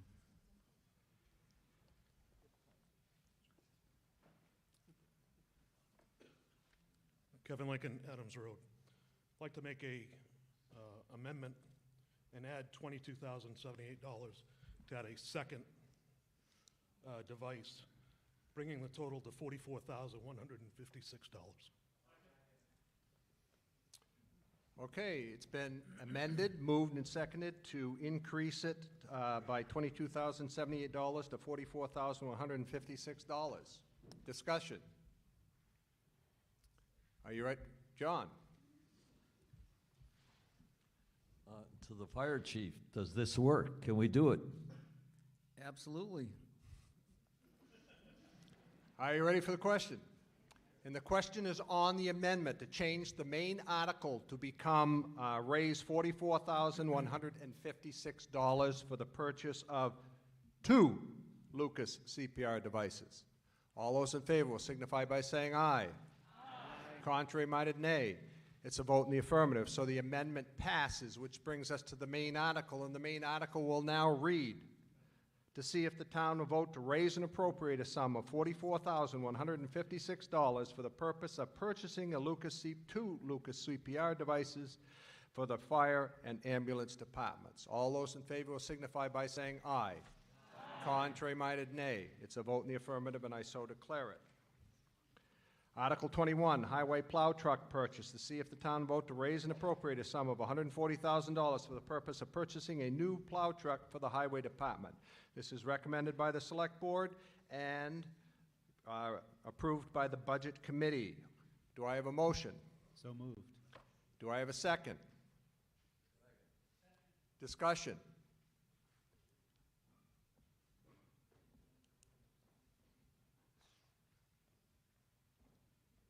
I know our town manager is, Phil Lamero, Hilltop Drive. I know our town manager is on top of this, but there is state funding available through Diesel Emission Reduction Act, which if we're retiring a good truck that's got useful life left will give us a substantial grant towards the purchase of new clean diesel equipment.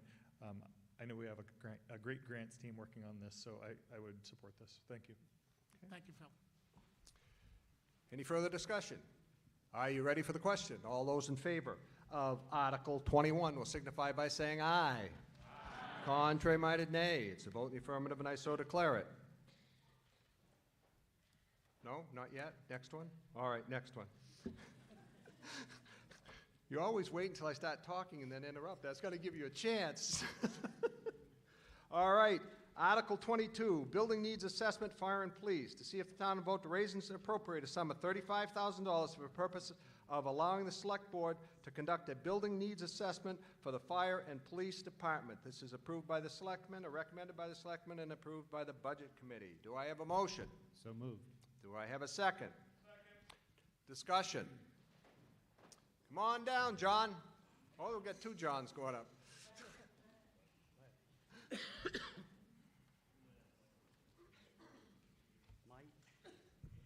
John Randlett.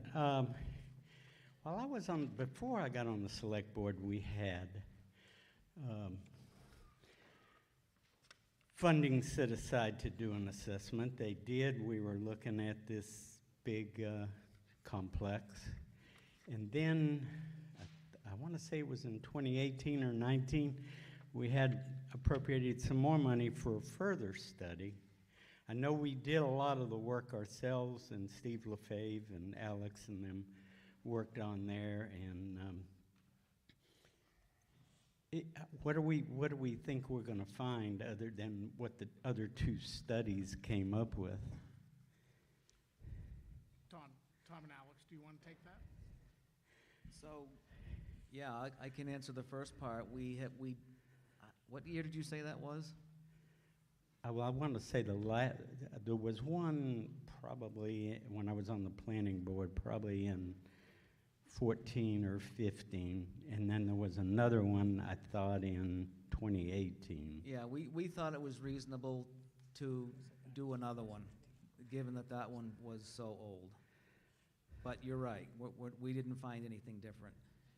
Okay. And as you know, that project failed by about 10 votes. Yeah, well, I mean, you know, it changes over time, but I don't know whether the 35,000 is going to show. I mean, everybody knows we need the fire department, we need the other complex, but it was just raising the fund, and I'm just wondering, doing another study and possibly before it gets built, doing another study is a wise thing. Right.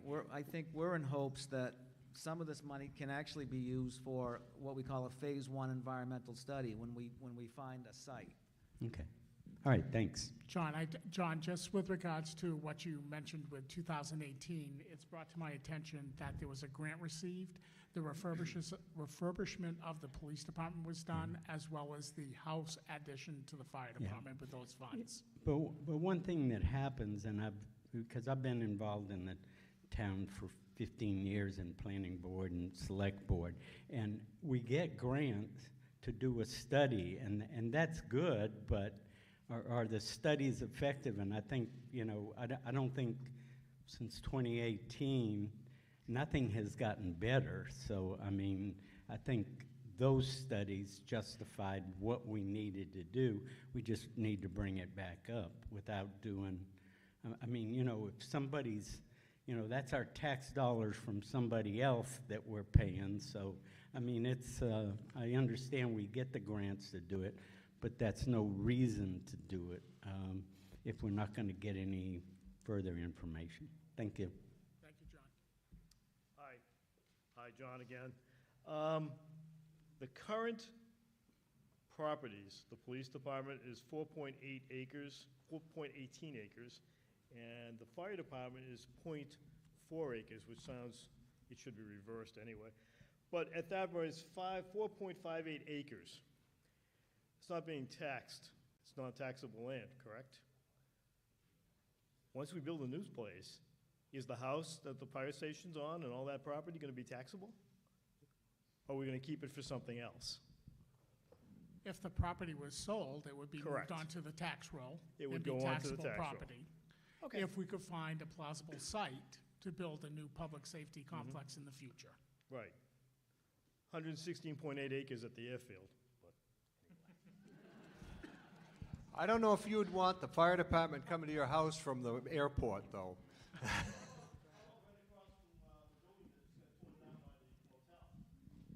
There are other possibilities, but that's a long way. There are possibilities of that, and I've worked with a real estate agent that is from Caldwell Bankers, and the amount of money that that individual wants for that piece of property is $5 million. It's not sustainable. Yes. Phil Lamoureux again. Mike, getting back to my favorite topic, is there any opportunity for us to if we do the study, if the funds are appropriated, would it make sense to reach out to abutting towns and see if there's any opportunity to include more service for other towns so that we might make one larger investment that might, with a long-term agreement with abutting towns to provide fire or police services to abutting towns? I mean, I'm just thinking, let's think long-term. You know, if we're going to make this investment for us, does it help an abutting town reduce that investment for themselves? Can we regionalize this at all? I think if we make the investment for this, Phil, Yep. It's adding a community room, it's adding some community access, so more benefit for the town of Plymouth.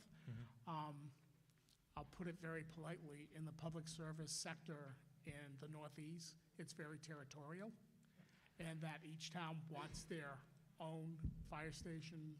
If there's no coming together and working as a collaborative effort, even though we do have the mutual aid system, which is very beneficial to the town of Plymouth and the surrounding communities in Plymouth. But I think the benefit to it is adding a community aspect to that building to support a town meeting, to support community meeting, group meetings of a facility we don't have today. Yeah. If I can make a suggestion too. And we definitely will be looking. Clearing out the school every time we vote is an impact to the local schools too. If we can provide space for voting, it'd be awesome too.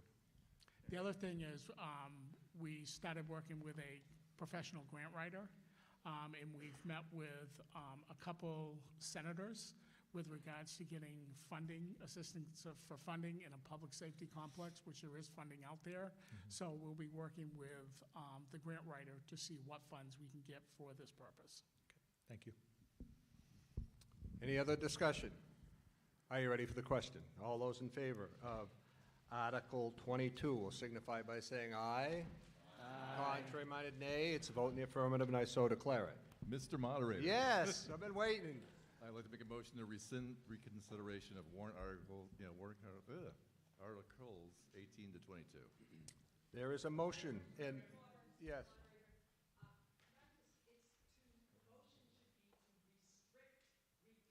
That's how I reword it.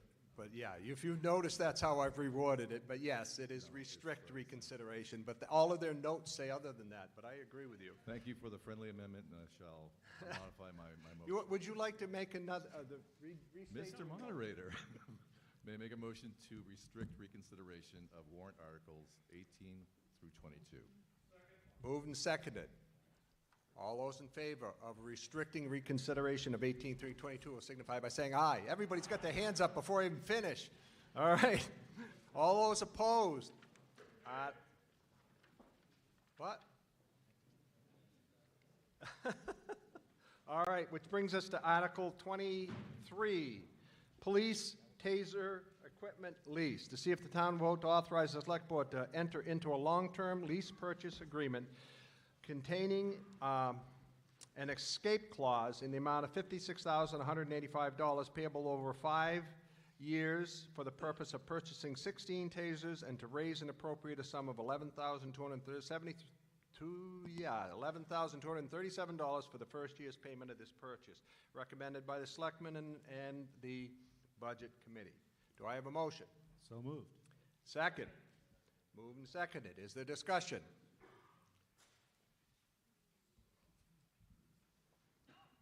I have 2 questions. First question is, do we already have tasers in the department? Yes, we currently do. They're outdated and no longer under warranty, so these would be updating up to the latest version. Currently, right now, the tasers we have, you have 1 shot. The new tasers, they give you an extra one.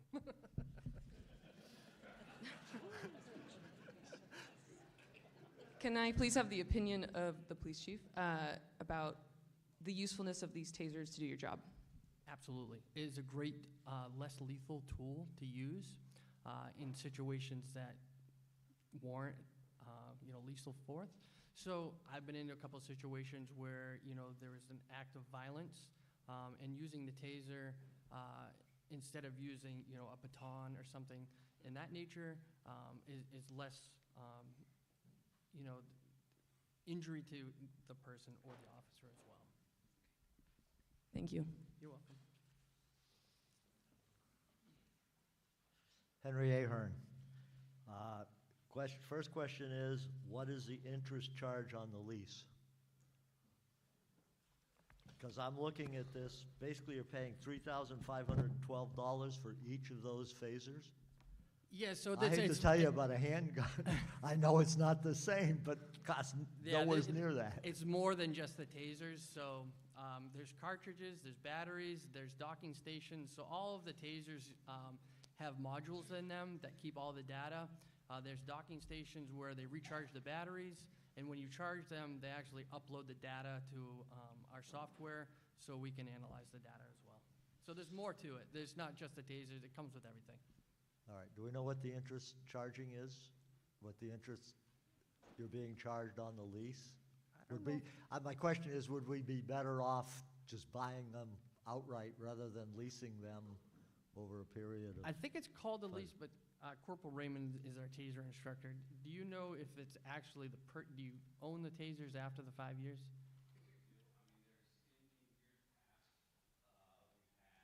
Can you come to a microphone, please? So I believe it's called a lease, but I think we actually own them after the 5 years. It's kind of, I know, I understand that. I was just going to say that. He's not a Plymouth resident, and do you give him permission to speak? I do. Okay. All right, so it's a lease where I know in years past they have asked for, you know, the X26P back. I haven't heard anything as far as what we're giving back after the end of 5 years. But it's more cost effective than just updating the X26P, which we've had for 10 years. It's the same technology that we've had since I've started in 2014.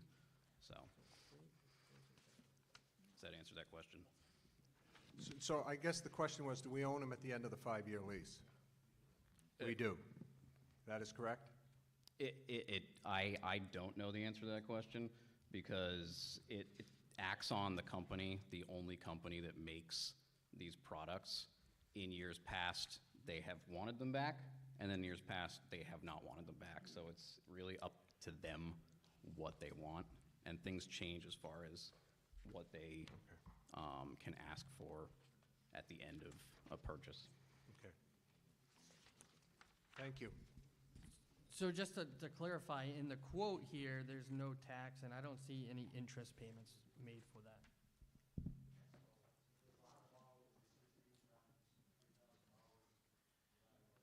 Right, but that includes everything. It includes training as well. Okay, thank you. You're welcome.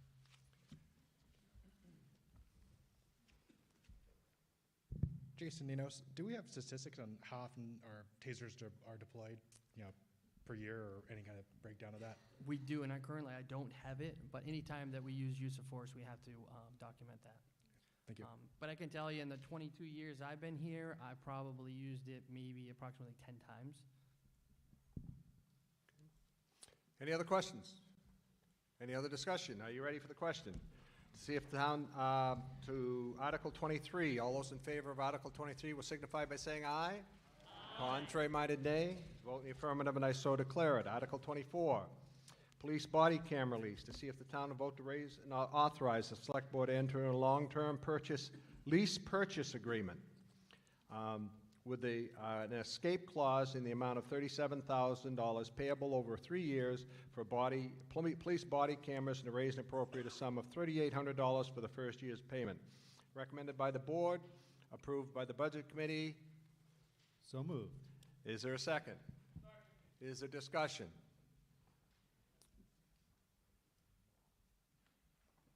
Jason Ninos again. Do we have storage consideration for video and things like that built into this cost? Yes, it's all cloud-based. So anytime there's video recorded, it goes into a docking station, it goes to cloud-based, and we can access it on our computers. And the cost for the lease is built in, the storage is built into the cost of the lease? Yes. Thank you. Yep, go ahead. Follow-up question, I apologize. Do we have plans for, ability to store that post-lease or transfer that post-lease or anything like that? Just the long-term longevity of storage of video and things like that? Yeah, so per law, we have to retain certain videos for certain time. So when we categorize our videos, it will say for however long the law says we have to retain it. And so we're even working- after that, we would have to retain that. Okay, thank you. Is there any other discussion?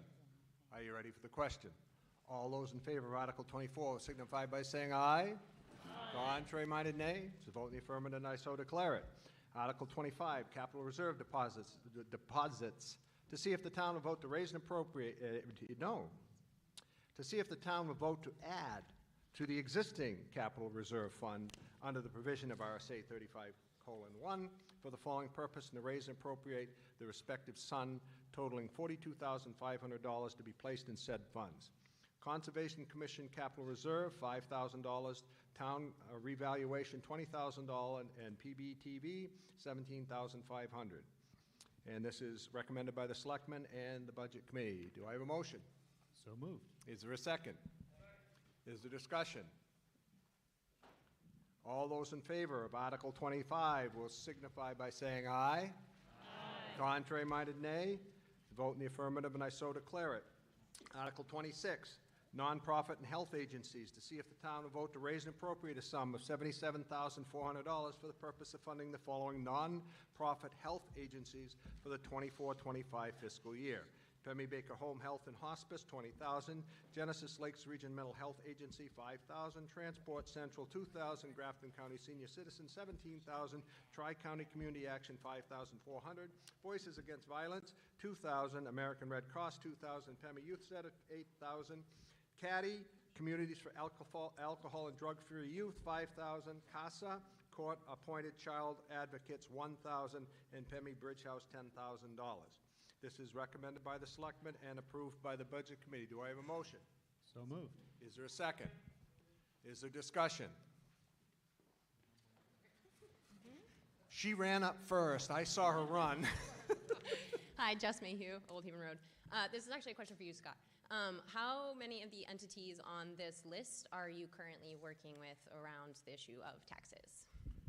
So I'll say, I'll thank Mark Halloran and Mike Courier, who really evaluated the requests that we received. And I will say we really focused on the youth and the elderly. And everybody on this list we currently work with, and they all provide services to the town of Plymouth, whether at the youth level or at the senior citizen level. Sure. And in terms of taxes, are they contributing financially? Are they all 501Cs? Yeah.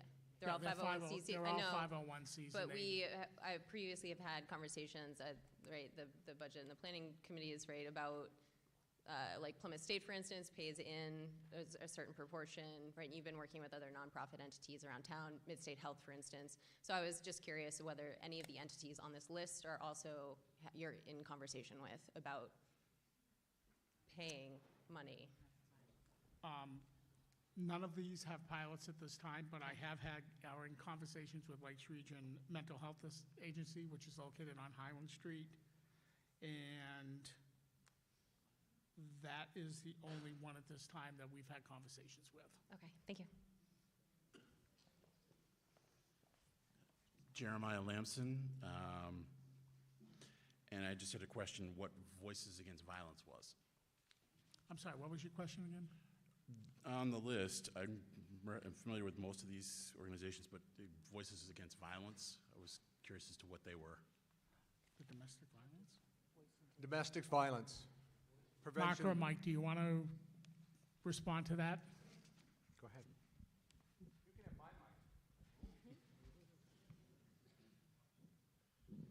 It's an agency within the town of Plymouth that works regionally. And they work with to be proactive to eliminate domestic violence and also to deal with the victims of domestic violence. So this is, we get data from the agency, no names or anything like that, but we get data from the agency all the agencies about the number of clients they have within Plymouth and families they've helped within Plymouth. Okay. Thank you. You're welcome. Is there any further discussion? Are you ready for the question? All those in favor of Article 26 will signify by saying aye. Aye. Contrary-minded, nay. The vote in the affirmative, and I so declare it. Yes. Motion to restrict reconsideration of warrant articles 23 through 26.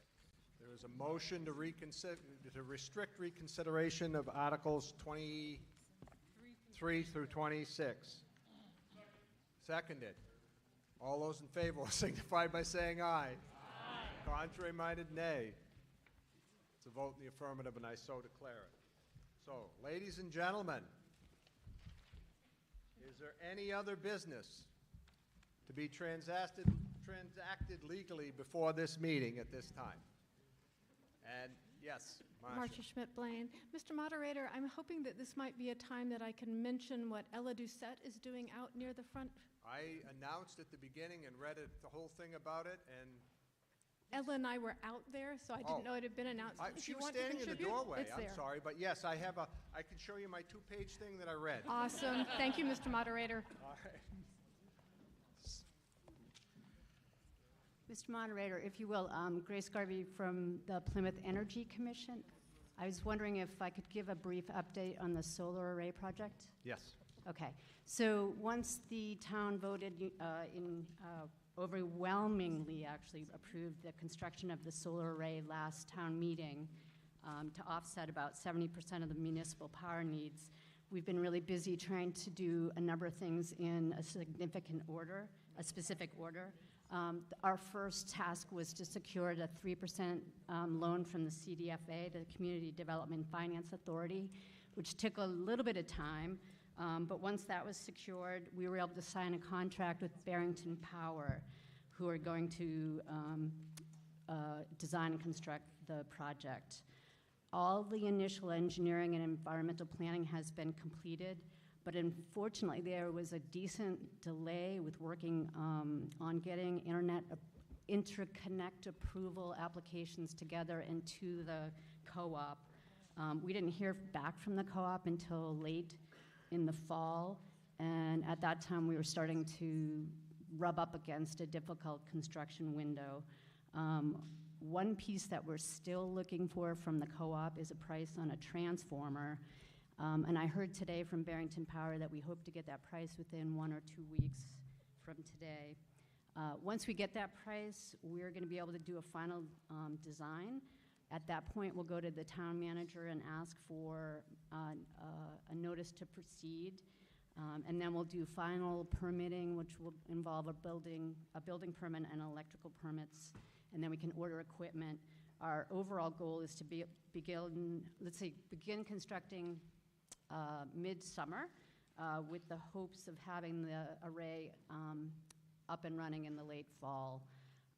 So far, we have spent about $10,000, but we haven't had yet to tap into the CDFA loan, so there hasn't been any interest accrued thus far.